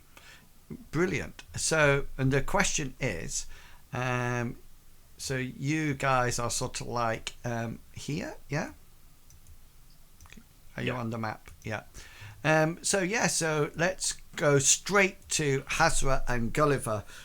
What would you like to do? What are you doing, etc., etc.? So after the conversation that we had before the break, after we've had that, Gulliver's going to start making his way back through the slums, and he's going to try to get to the junction where we separated for when Bartleby and Hengist went on their way. Got you. So this one. Let me zoom out. Yes. Yeah. Sorry. Yeah, I'm zoomed in as well. So so you, just to let you know, probably Hengist and Bartleby might get there actually before you, because you had that detour round, and Bartleby and Hengist, you're sort of like waiting just round the corner when Gulliver and Hasra return. Yeah, so whoever's going to talk first. Hasra wasn't. Oh, Hasra was keeping an eye on the. Oh, cool. So Hasra, could you roll for me a perception check, please?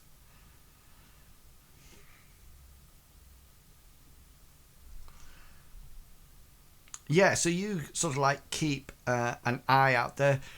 You notice that the person on guard, he looks a little bit impatient, if anything, and you do notice that there seems to be some kind of tunnel beyond, and you do notice that there's at least another man or sailor, man or woman, probably two as well as this guy.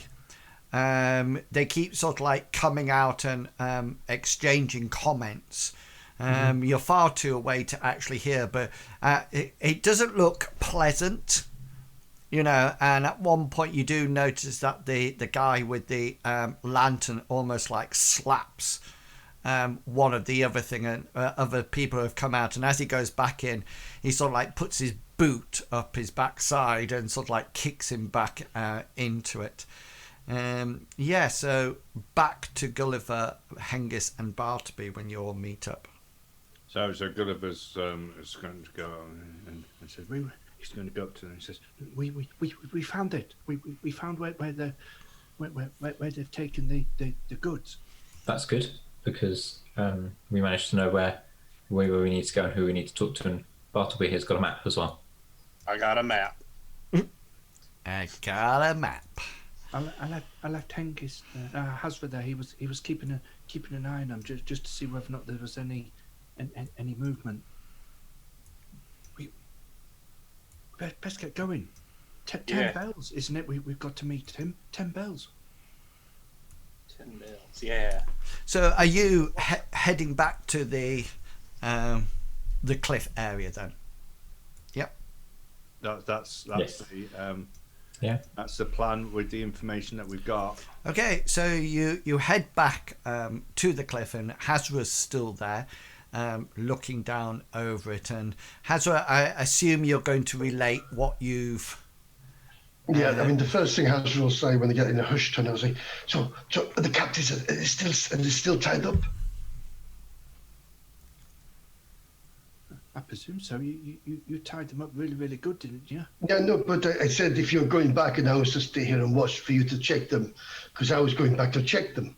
But I said, Gulliver, if you want me to stay, you go check them and make sure they're tied up if you're going back. Oh, I forgot. I sort of got there, and Hasra and Hengist and Bartleby were already there, and they started to talk about a map, and we only had till 10 bells. Oh, well, I hope everything is fine. There's nothing out of place. There's no unusual things happening. Well, the guard, he's at the tunnel and he's been there, but there's been people coming out, maybe 1 or 2 or 3 people coming out, and they're having discussions. They seem very agitated. Like, I mean, to be fair, I would be having to wait inside the sewer. I too would be agitated. So, did you hear what they were saying? No, we are too far away here to hear what they're saying. You know that. You live in the city. I know these things. Sound doesn't carry very well here. I just feel you. Sorry. We got closer. I just feeling that somebody needs to just turn to Gulliver at one point and say, "You stupid boy." He's not a boy anymore.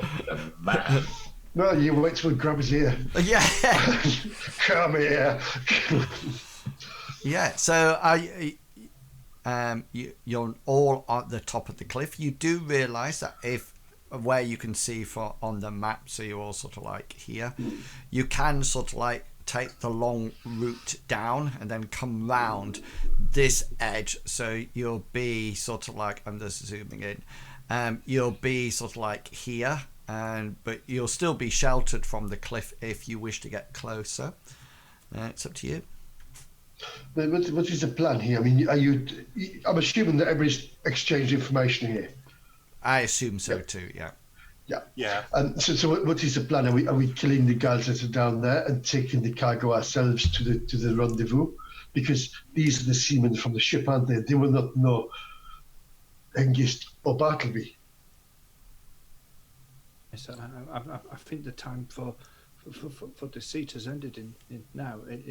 It's a case that we So that's a yes. Then we kill the guards that are down there and take the loot ourselves. Well, we need to take it to that armpit man. Yes, that's what I mean. The way it's supposed to be going. Yes. Yeah. We should probably be doing it pretty speedily, and we should more than likely approach from where they would expect us to be approaching from. So the docks, not down the cliff. I don't think they're expecting anybody. I don't think I'm going to be able to get down that cliff. I'm not being funny, but it looks pretty steep, and with my dicky leg, I think I'm going to have to go round the outside. But I don't know. Maybe Hasra can surprise them by leaping over it. And Hasra, you immediately think, what?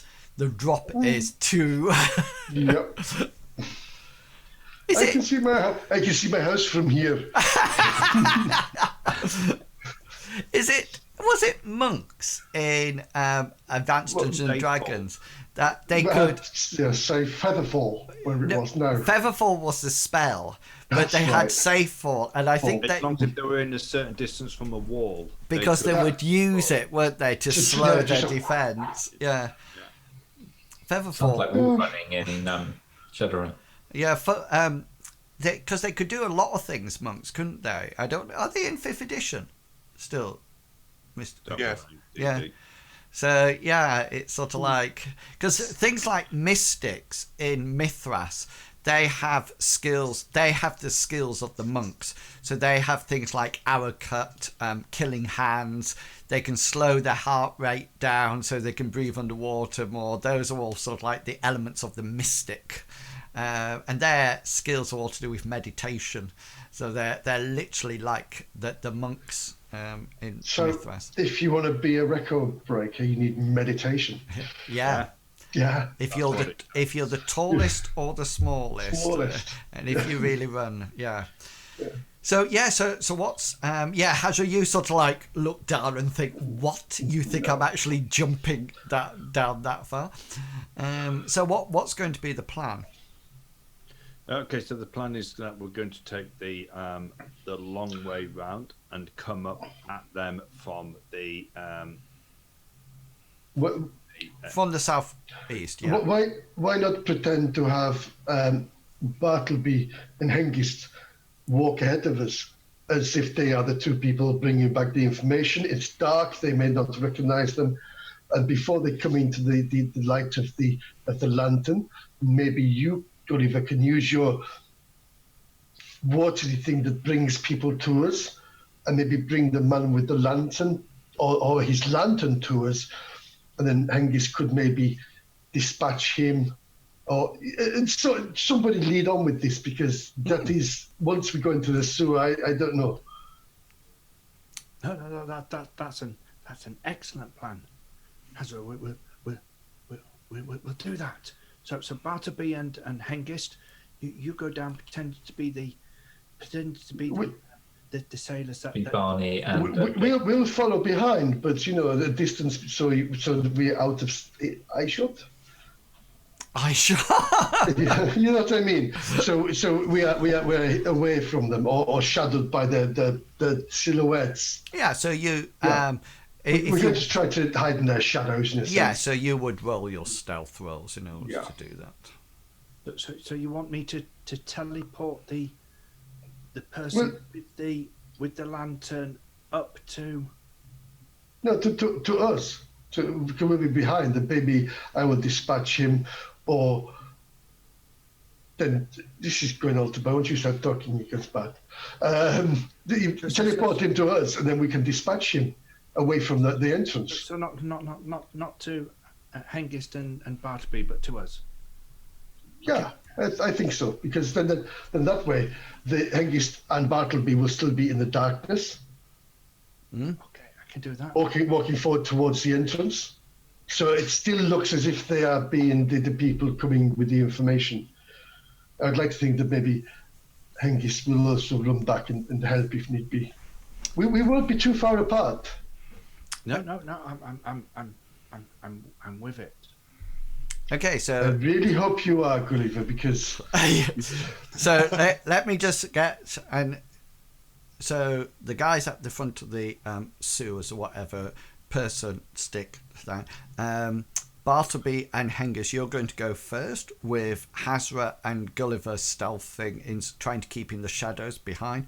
Once you come into range, which I think is your power in meters, Gulliver, is it? I can select. I can, as long as if I can see the person, I can select. Brilliant. So once you're in distance, that you're going to summon him, teleport him, or summon him. Summon. I'm going to teleport him in front of Hasra. Yeah, in front of Hasra, and then Hasra, you're going to sticking my pointy end. Sticking with your pointy end. Bartleby and Hengist, what's going to be your role? You're going to be walking forward. The person will zip behind you.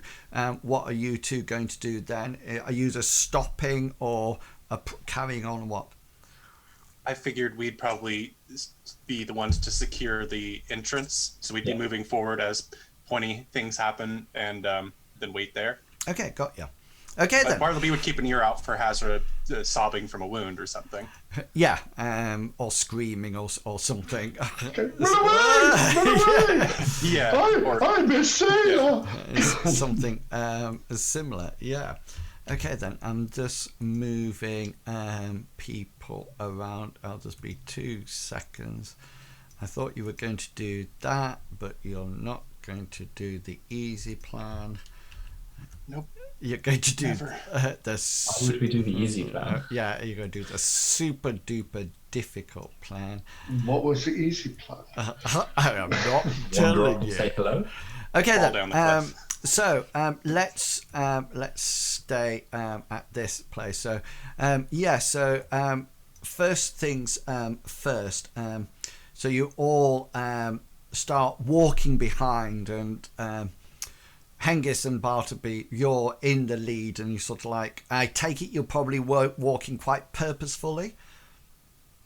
Yeah, we're walking as if we're meant to be going there. Yeah, exactly. And you sort of like come down the long way, and you discuss this plan round the corner, and then you set off. So you come round. Gulliver and Hasra, I don't think you even need a roll for this, because that the light is coming out for the person. It won't hit you, and you're behind Bartleby and Hengist. So it'll get to the point that I think if they do notice you, it's going to be probably at the same time, Gulliver, as you can see them and start to summon the guy towards you. So okay, what sort of range are we going to be looking at? Well, it's up to you. You can get as close as you wish. We want it right before Hengist and Bartleby go into the light, so they're recognised. If you know what I mean, you want that instant of before the recognition kicks in. You want to go right. You're over here now. Nice one. And those two keep walking. Yeah. So I'll be ready for that. I'll be ready. My spear ready. Yeah. Yeah. So a lantern sheds light at 9 meter radius. So it's probably at 9, say 10 meters. Yeah. I'm sorry. I can do my spell at 15 meters range. Okay, that'll be fine if you want to do it then. That's not a problem. Okay then. So roll your invocation. It'll be 1, 2. Okay, so this is so he can evade it. Yeah. It's going to cost me 2 magic points. Just 1 second. Yeah, hang on. I'm just taking my headphones off. Just 1 second.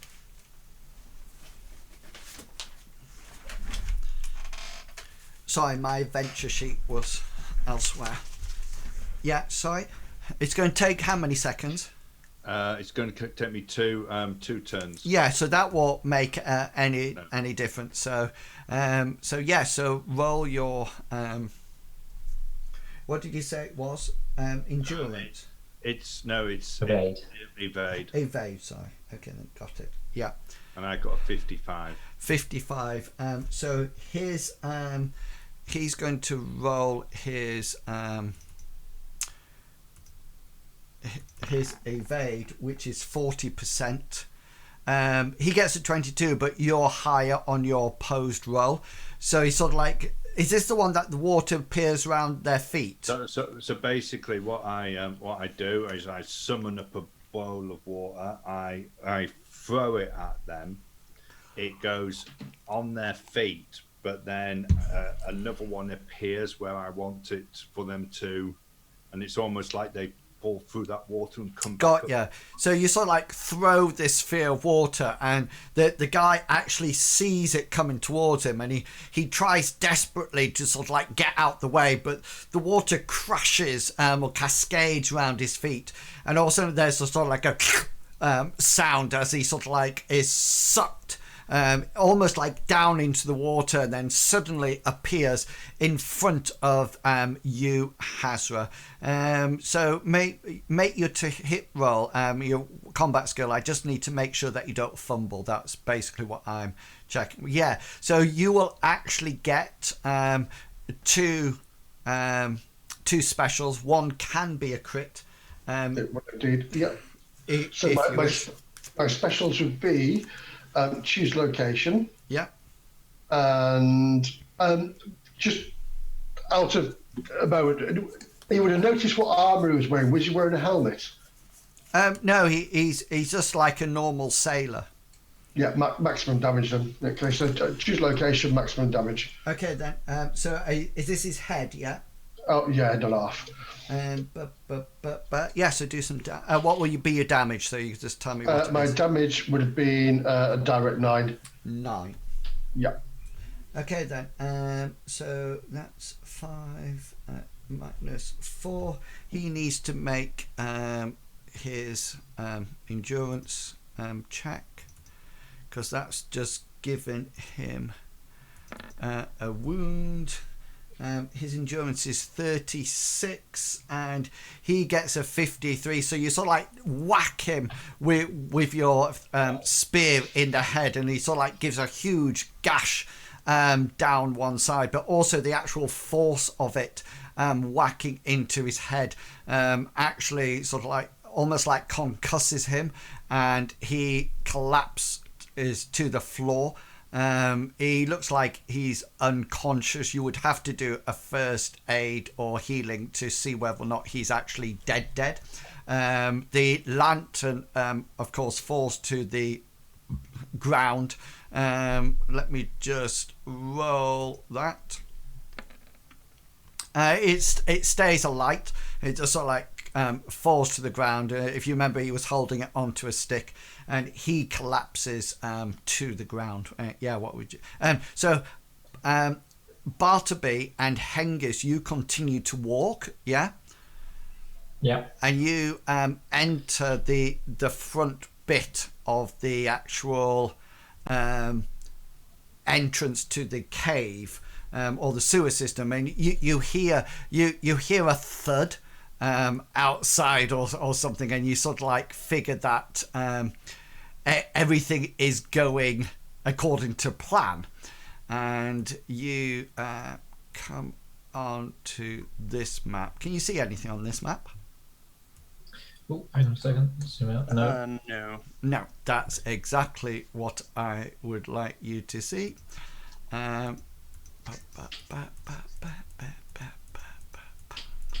You will be able to see something soon.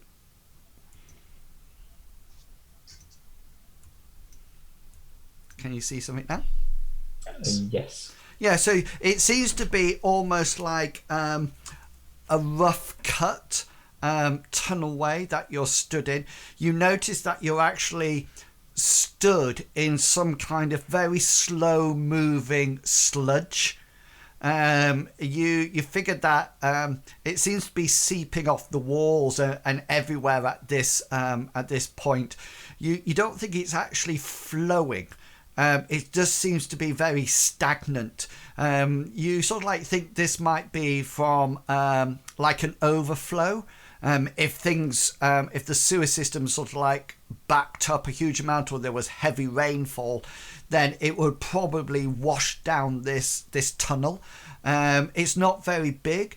It's just rough about another half a meter height of a man or woman. So it looks like the ground looks like it's as if the sewer system probably stops further in, and this has been cut out to sort of like let the outlet into the sea.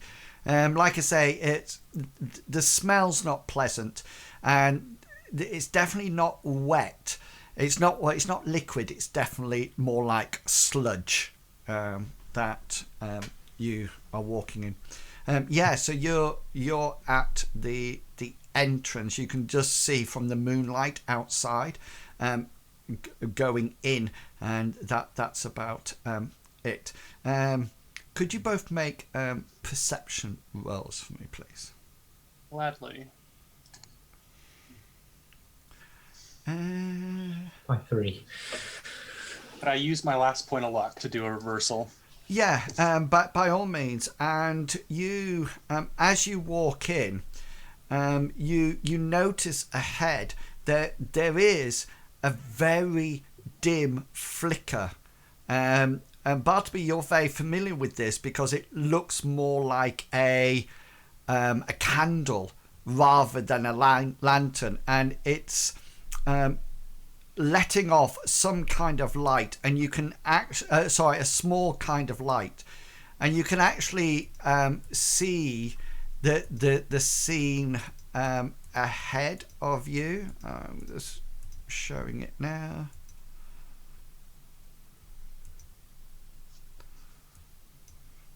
So it looks like that you can probably see here, this is where the paved area stops Does that make sense? Where the original tunnel probably finished, and then ahead of you, this here. Oops, sorry.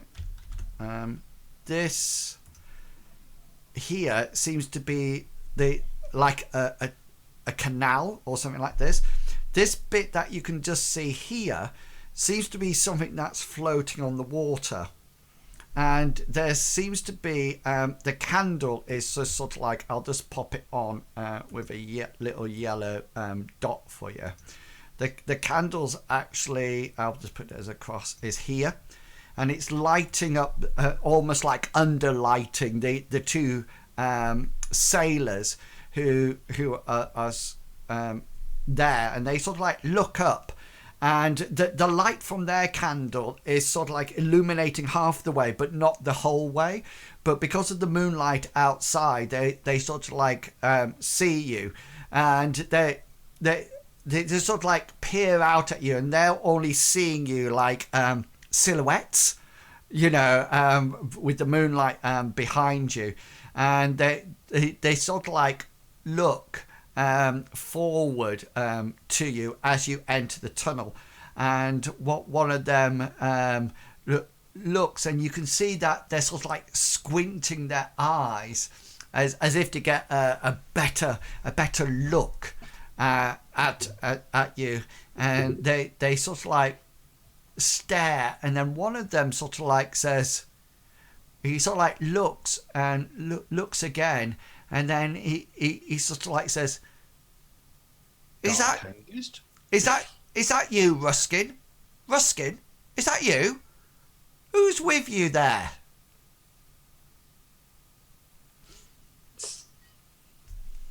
Captain wants you back at ship, so he sent us to take over.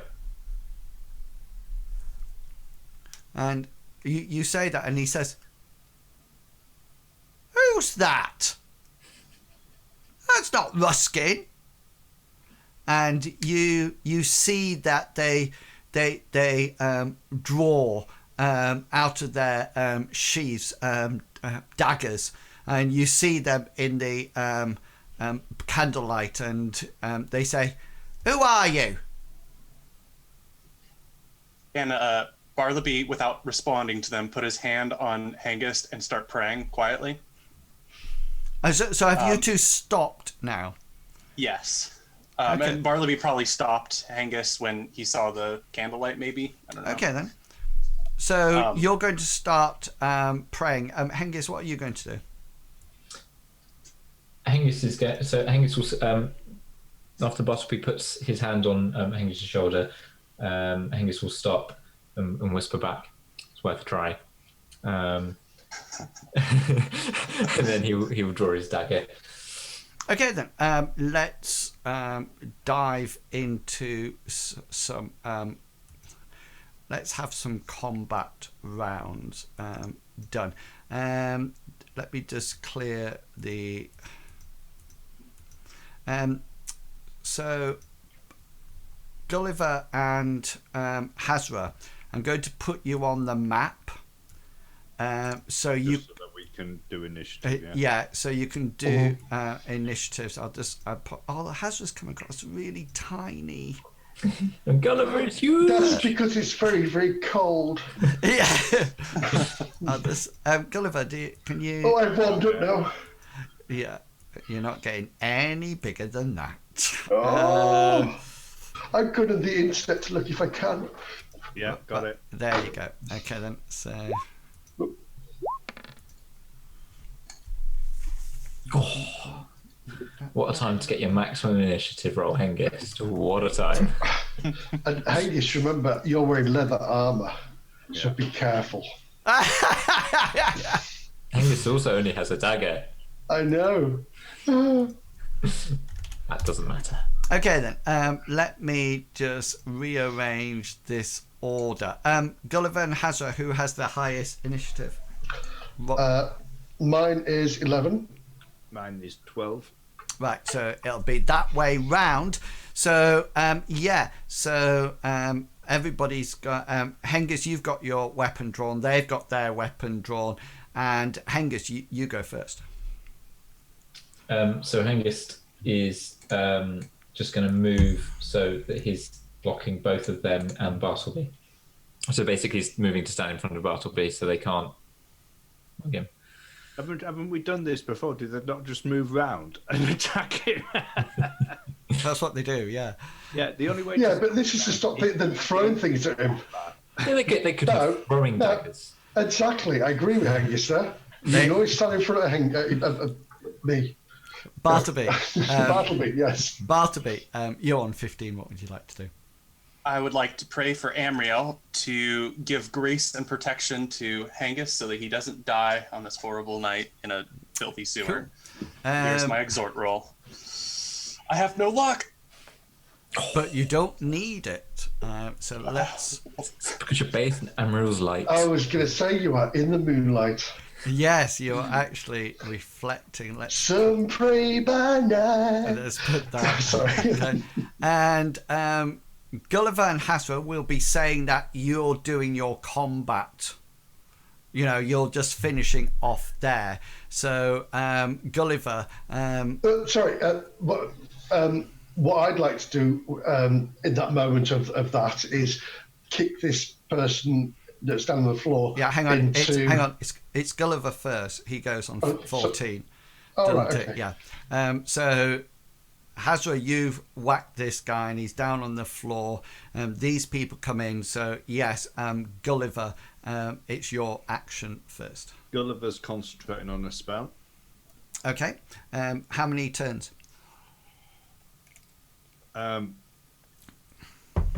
I'm concentrating on it until I have to release it. Oh, you're concentrating on holding the guy there. Yeah, because the teleport spell is once I release it, he goes back to where he was. Yeah, I got you. Yeah. Okay, and then it's your go now, Hasra. What would you like to do? Remembering that important factor, Hasra's not going to kick him into the water like he was going to because he'll just reappear back in front of him. Yeah. So, Hasra's going to pick up the lantern that's fallen on the floor and then start moving towards the entrance as if the guards walked out and he's now walking back in again. Yeah. Okay then. So you will get to the entrance. And as a free action, I will say, Gulliver, let us move forward. Okay. Cool. So this and then the guards move. The bandits move next, and I think I'm just checking on the 6. So that'll be 12. So they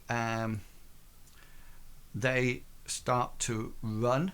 They got the weapons, and their 12 will take them there. So they are running to intercept. You do notice that they're also letting out some kind of mystic light like shouts as they sort of like come ahead, and they sort of like see Hengist in his floppy hat and sort of like think this is not our friend at all, and they make their way. So now we're on to combat round 1, turn 2, and Hengist, we're up at you. Okay, so Hengist, where's my measure tool gone? No, right. I can never remember which one it's moved. It's that one, isn't it?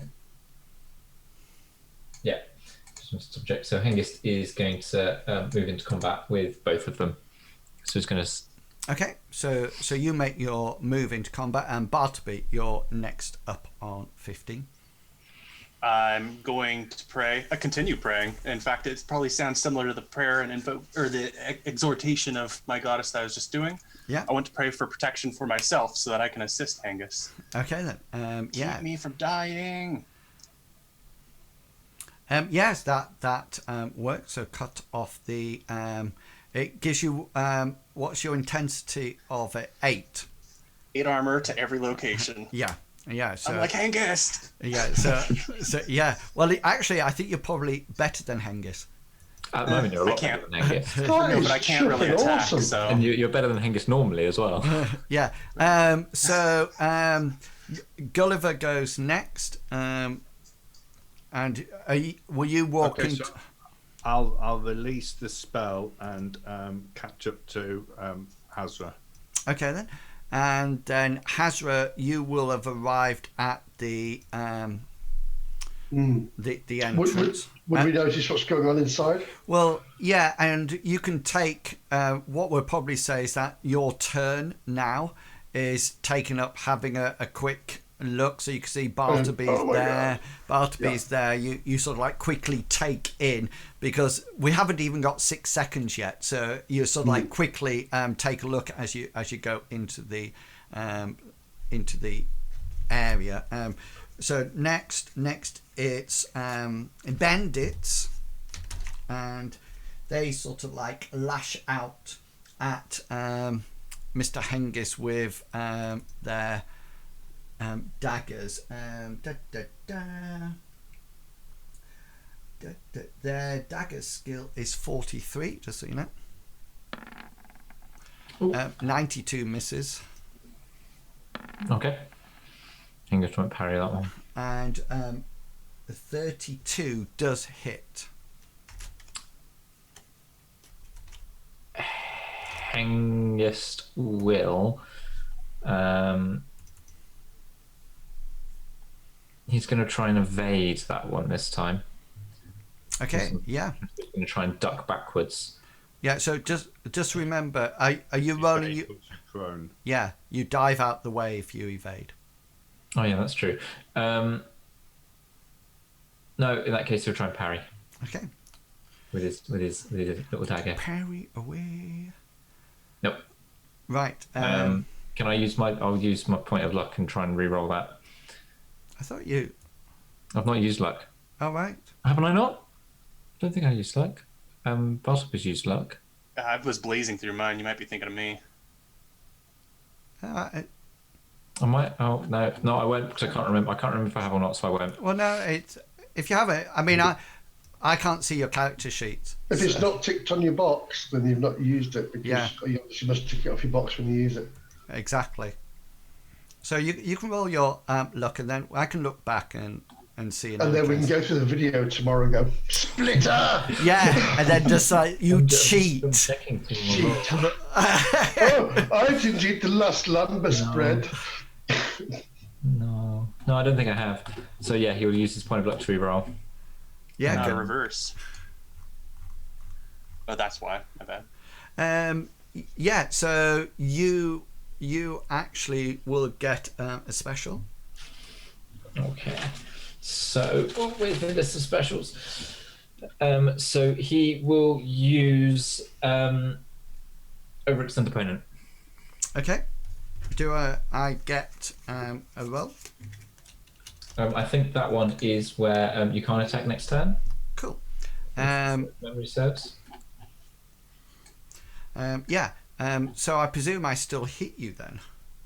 Oh, actually, you parried. So how big is your weapon? Is it just a normal dagger? It's a small. Yeah, so he sort of like slashes out, but because they're both small things, then no damage is taken. Just remember to remove your action point. And yeah, so that's me done on 10. Okay, so we're now still combat round 1, turn 3 for anybody who's still got action points left. Yes, indeed. So first, Hengist goes first. Oh. Hengist has no action points. Okay, cool. Could I use my free action? I haven't spent this round. Yeah, you can. I wanted to make sure my Aegis actually is blocking things. And I believe I get 4 places I can block. Yeah, so you can ward location with it, yeah. Yeah, ward location. So I wanted to do head, chest, left arm, what's the one that's connected? Stomach? Abdomen. Abdomen. Yeah. There we go. Yeah, that'll be the 4 that I protect. And I have no other action. No, that's cool. Just in future, can you send that to me on Discord? Oh, absolutely. I can send that right now. No, it's just because Hengist won't know what areas it's actually. I wasn't paying attention. I was doing something else, so I don't actually. I generally wasn't listening. No, but in future, what he's saying. Yeah, I know. In future, I know. I'm being honest. I wasn't listening. No, what we're saying in the future, pay attention. Yeah. Why are you not listening? Not listening. Concentrating on making sure my armor was right, so I don't forget and don't go. Oh, he's wearing iron armor. Do you know? I don't think I can not listen with my headphones on. I'm going to try it. I know, I can't. No, it's no good. No, it can't. It's impossible. Bartleby's done. Gulliver. As the break finished, are we playing again? Hey, Only if you want I work in to. a loud workplace. I've learned to white noise people. Gulliver, you're up. Okay, so are we actually into the entrance yet, or? Yes, you are. Okay, I'm going to point at this one with my fingers crossed, and I am going to say "Erit" as I cast a spell at it. Cool. So the spell that I'm going to be casting is the tire spell, which is that.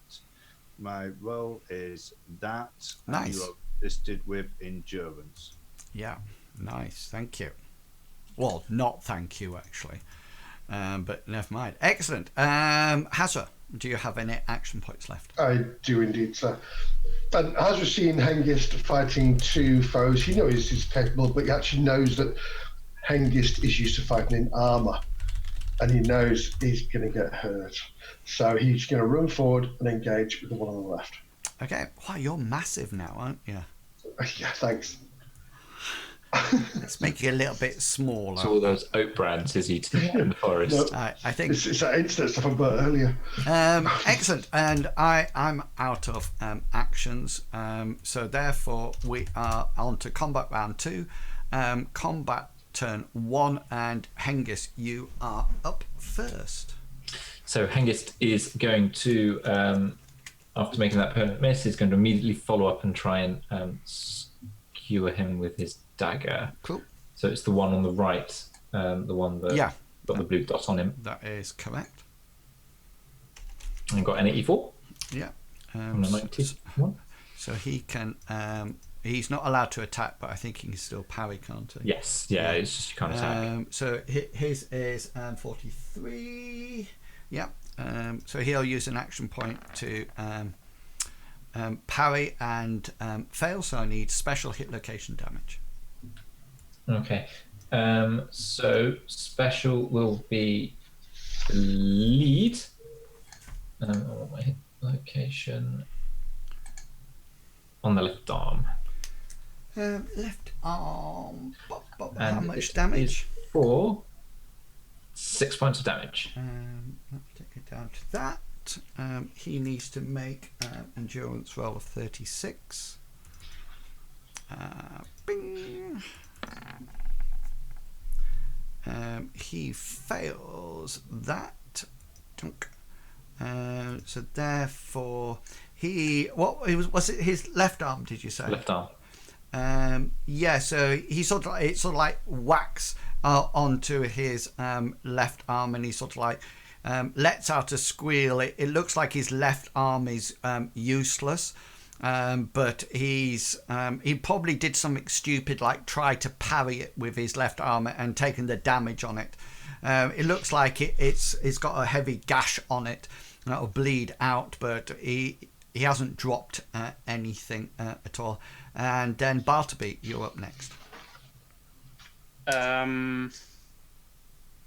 Bartleby is going to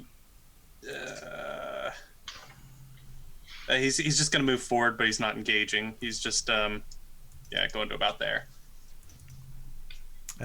Cool. Yeah. Okay, so that's just like his movement, isn't it? Yeah. Yeah. Cool. And Gulliver, you're up. Gulliver, remembering the stone that Hasra gave him earlier, he's going to pull it from the inside of his tunic and heft it a couple of times, getting ready to throw it. So ready weapon action. Okay then. Yeah. So you ready your weapon to lob it, and then it's Hasra. You're up. Hasra, as always, will be ready to he's going to thrust his spear into the enemy in front of him. Yeah, cool. So you'd like one of these. And you'd like again. Hang on, yeah, just because he will try to parry it with one of his action points. He gets a 15, so he succeeds. So you will have one special because you've got. That's a crit that you got, wasn't it? Yeah. So you would normally get 2, but because he's made his roll, you now get 1, and it can be a crit. So I need special hit location damage. Fantastic. In which case, again, are these helmeted or not? No, they just seem to have normal everyday sailors' outfits on. Yeah. So again, choose location. It's going to be head.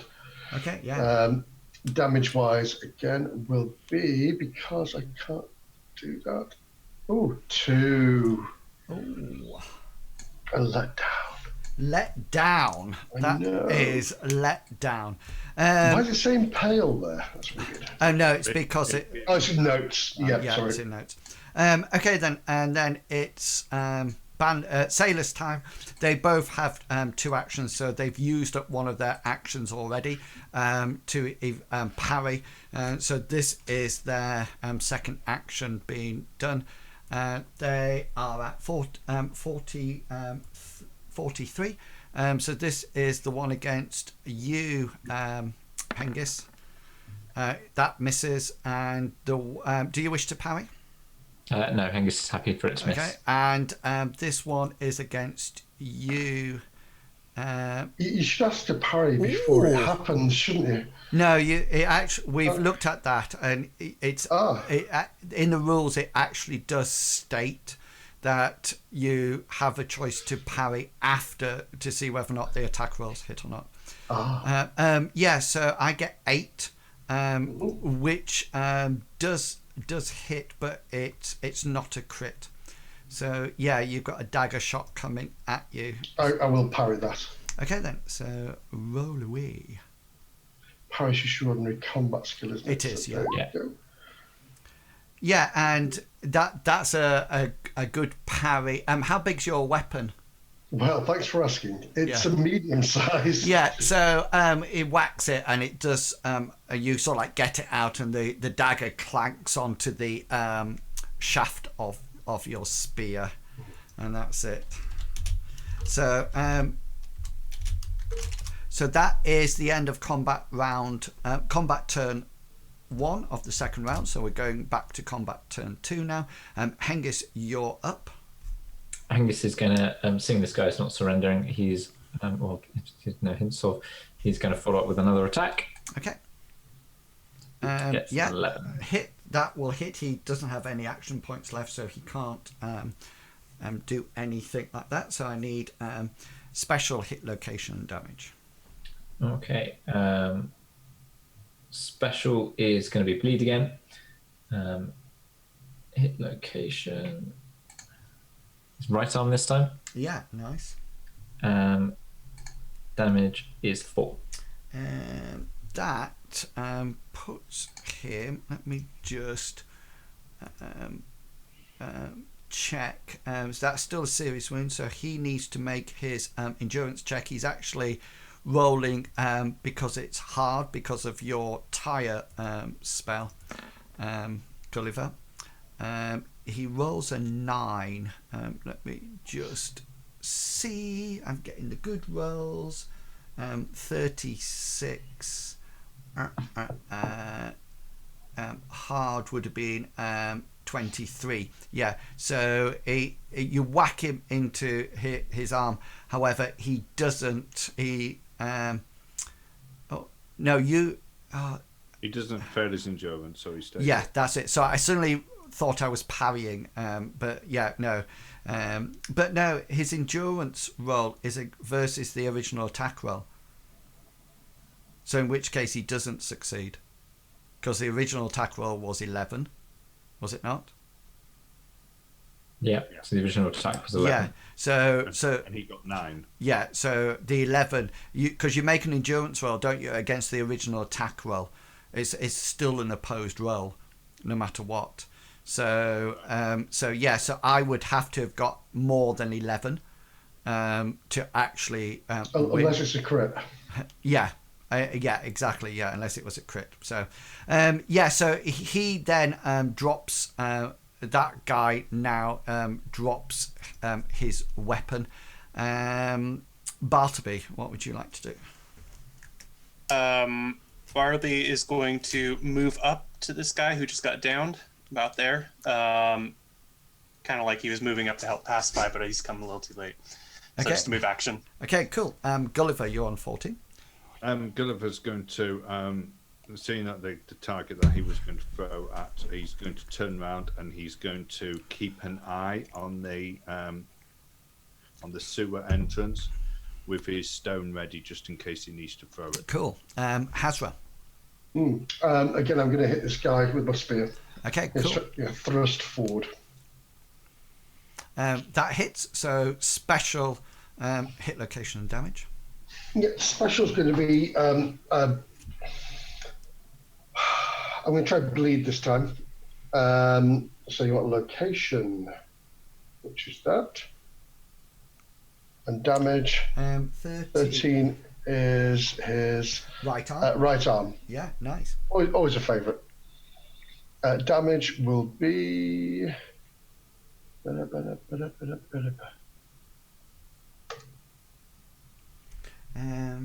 5. Yeah, I should just throw the spear now. So he's only got 4 points there. So they're not exactly, they're sailors.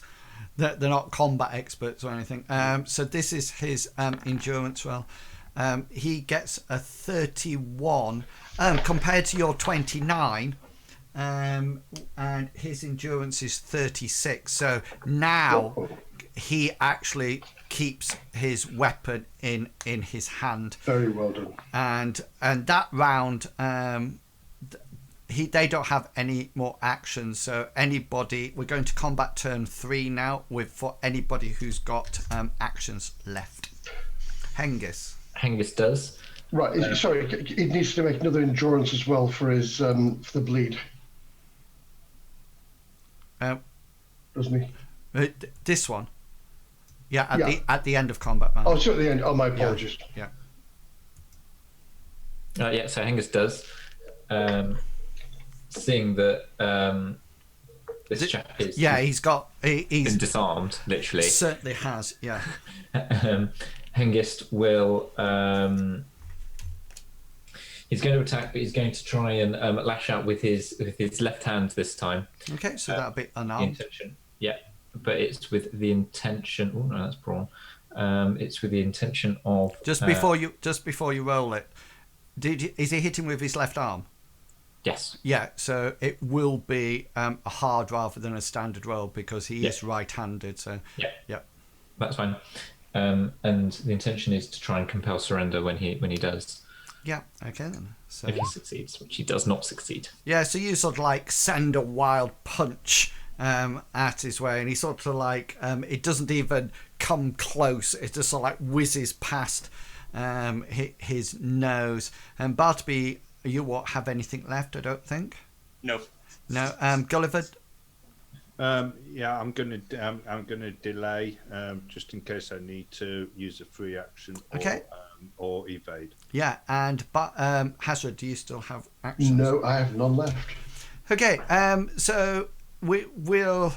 I think this is we can actually say now without going through over and over and over again that these two people can these two sailors now can be overpowered one way or another. So you just need to decide what you want to do with them, whether or not you want to overpower them to kill them or overpower them to knock them unconscious and tie them up. Either one is possible at this point.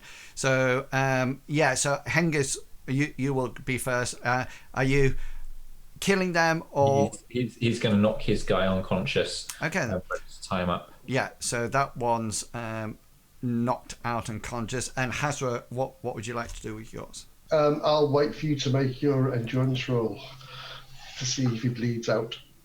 Yeah, it will just give me another level of fatigue.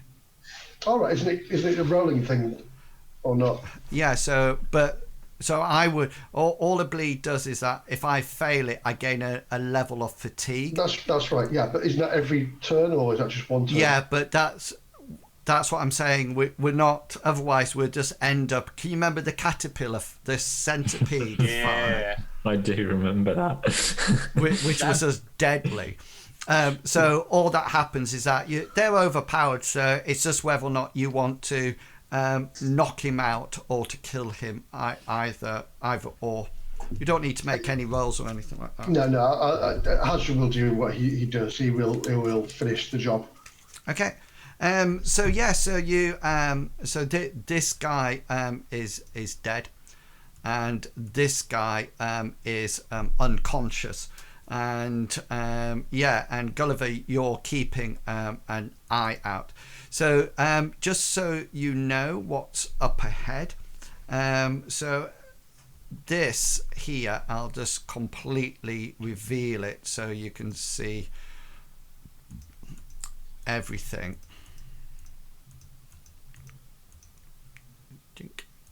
So from where you are now, you can see that there's what appears to be a raft.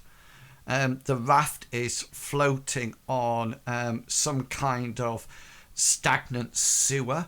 This looks like it's sort of like an end point, and the water has, or the sewer water has sort of like really become stagnant and slowed down. There seems to be no current here at all. You figure it was probably some kind of overflow system. Eventually, you think the main sewer tunnel is further away from you, further down the tunnel. This raft is floating. It's floating with what appears to be some kind of sludgy, stagnant water. You also notice that just to one side, just like here, there appears to be a couple of like poles, and you can see that they've got some kind of cloth wrapped round one end of it, and Bartleby, you can see them, and you've seen people use this to clean sewer systems out, i.e. they use it to punt the raft around. It's normally used to maybe transfer illegal goods down here, and the reason it has a cloth on the end is to make hard contact with the slimy edges or the floor of the sewer. You can see that there's two crates on there. They're not massive at all. I'll just move it like that so you can see how big the raft is. The two crates sort of like sit on it. If I just like so, they sort of like stand in the middle. There's enough room for 3 people on the actual raft. The fourth person, because there's 4 of you, there's only 3 of them. You figure that the normal occupier is somebody here at the front, and then 2 people with the poles at the back. You can also, it might sometimes, if you get stuck, somebody at the front might have a pole.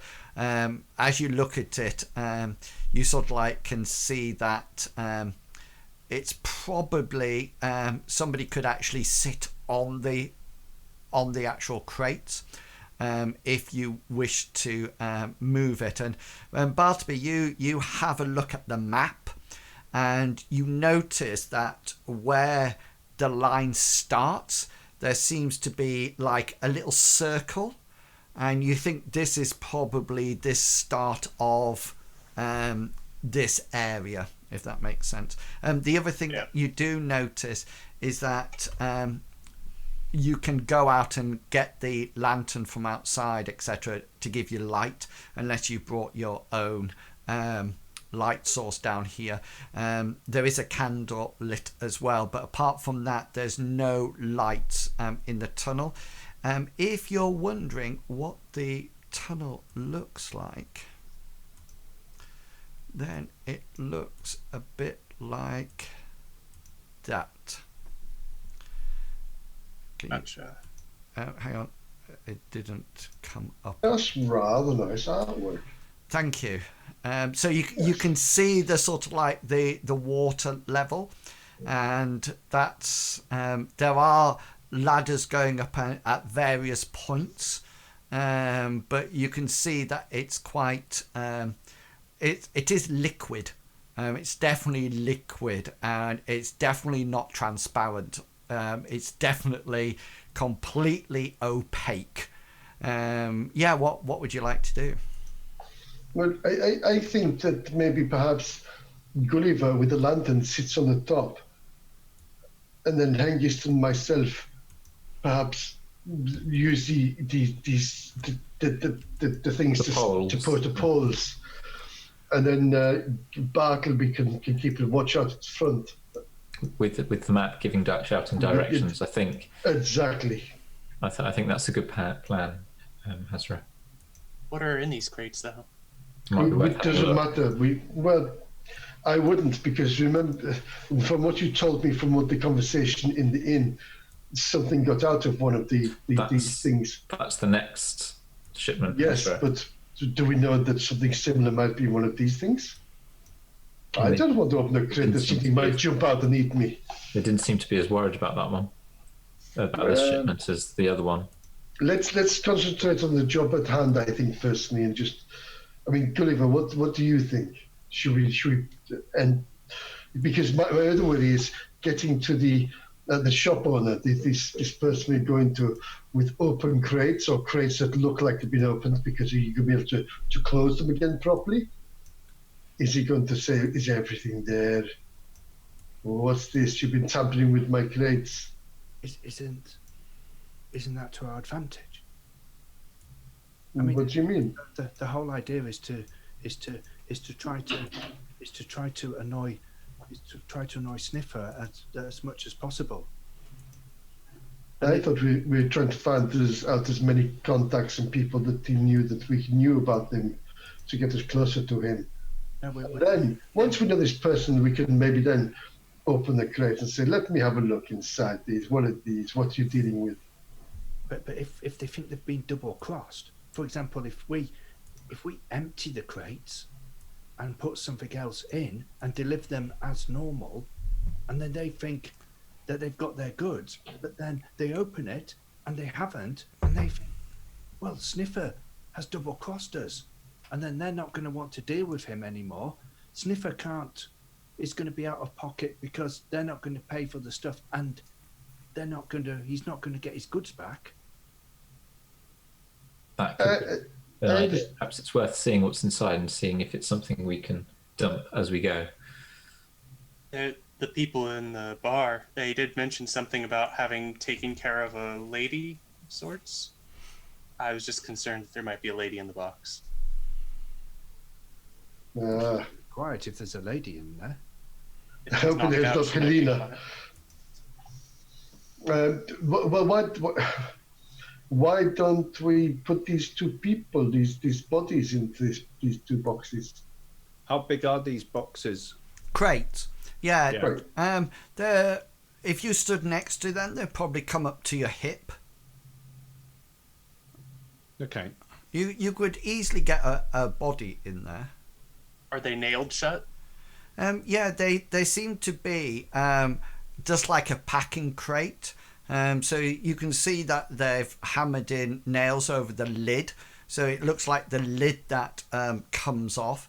You can, if you wish to try to prise it open, you'll need something to lever at it, and then it would be a brawn roll that would be augmented by the tool that you're using. So say, for example, you had a crowbar, then I might say, instead of a standard success, it's now an easy success. Gulliver's going to is going to pick up one of the downed thieves' daggers. Yeah. He's going to give it to Hengist, and he's going to say, "Try this, Hengist, to prize one on, but wait for Amriel's blessing first." Because Amriel is going to give all of the strength that you need. I'm begin to pray, putting both hands on Hengist, praying that he gets the power of the moon. Yeah. Ow. Yeah, so you can add, what's your power? 14. 14, so you can add your power to your strength.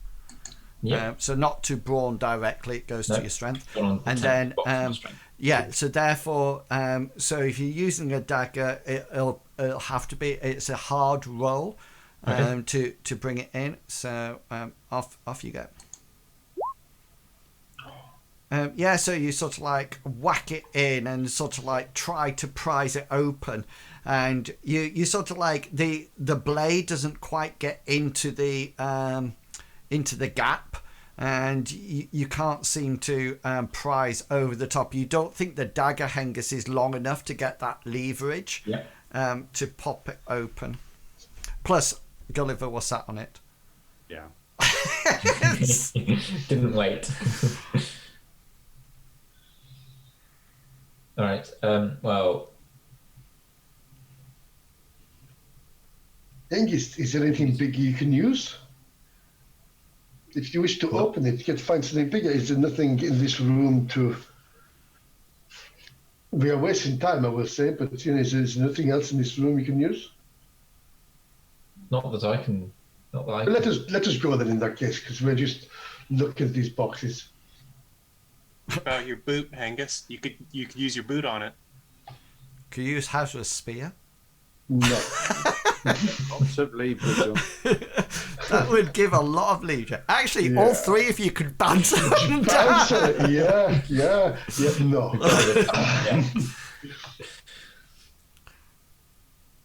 Okay, then. Will remain a mystery. Yeah. Or you could have tried again, and it would have been one difficultly harder. But again, you might have got lucky. But anyway, let's go. Yes. So okay then. So Hasra and Hengist, I presume you've got the sticks. Yeah, and you're punting, and Bartleby, you're at the front navigating. Yeah. Yes. Excellent. So just to let you know, Hasra and Hengist, do you have a drive skill? There's boating, isn't there? No, drive's a separate skill. It's the standard skill. Yeah, if you've got boating. Boating's a standard skill, I think. No, it's not. Oh, no, it is. So yes. Yeah. It's the same as your drive. It should be. Different base values, though. Yeah. Oh, really? It's the same as my drive. Boating is strength and constitution. Drive is dexterity and power. Is my might still up, or is that gone? Well, this is not to. The might will go as soon as the opening the crate, because it's just there for. Just checking. Yeah. So Hasra and Hengist, you will be rolling your boating skills, but the difficulty won't be standard. It'll be slightly higher because you won't have been trained in this sort of like the use of this. Bartleby, I'm thinking you probably don't have navigation. No. So we will.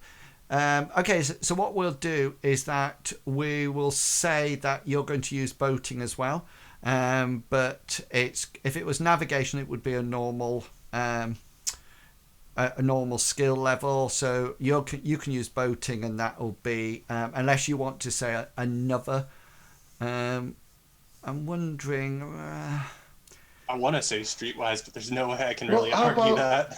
How about locale? Would that have an insight of, you know where you're starting from, so you can straight ahead, you're going to take the first right, you're going to take the first left? The only reason I don't like boating, Bartleby, is because it's based on strength and constitution, which I don't think... I think what we'll probably do... intelligence. I think what we'll do is insight.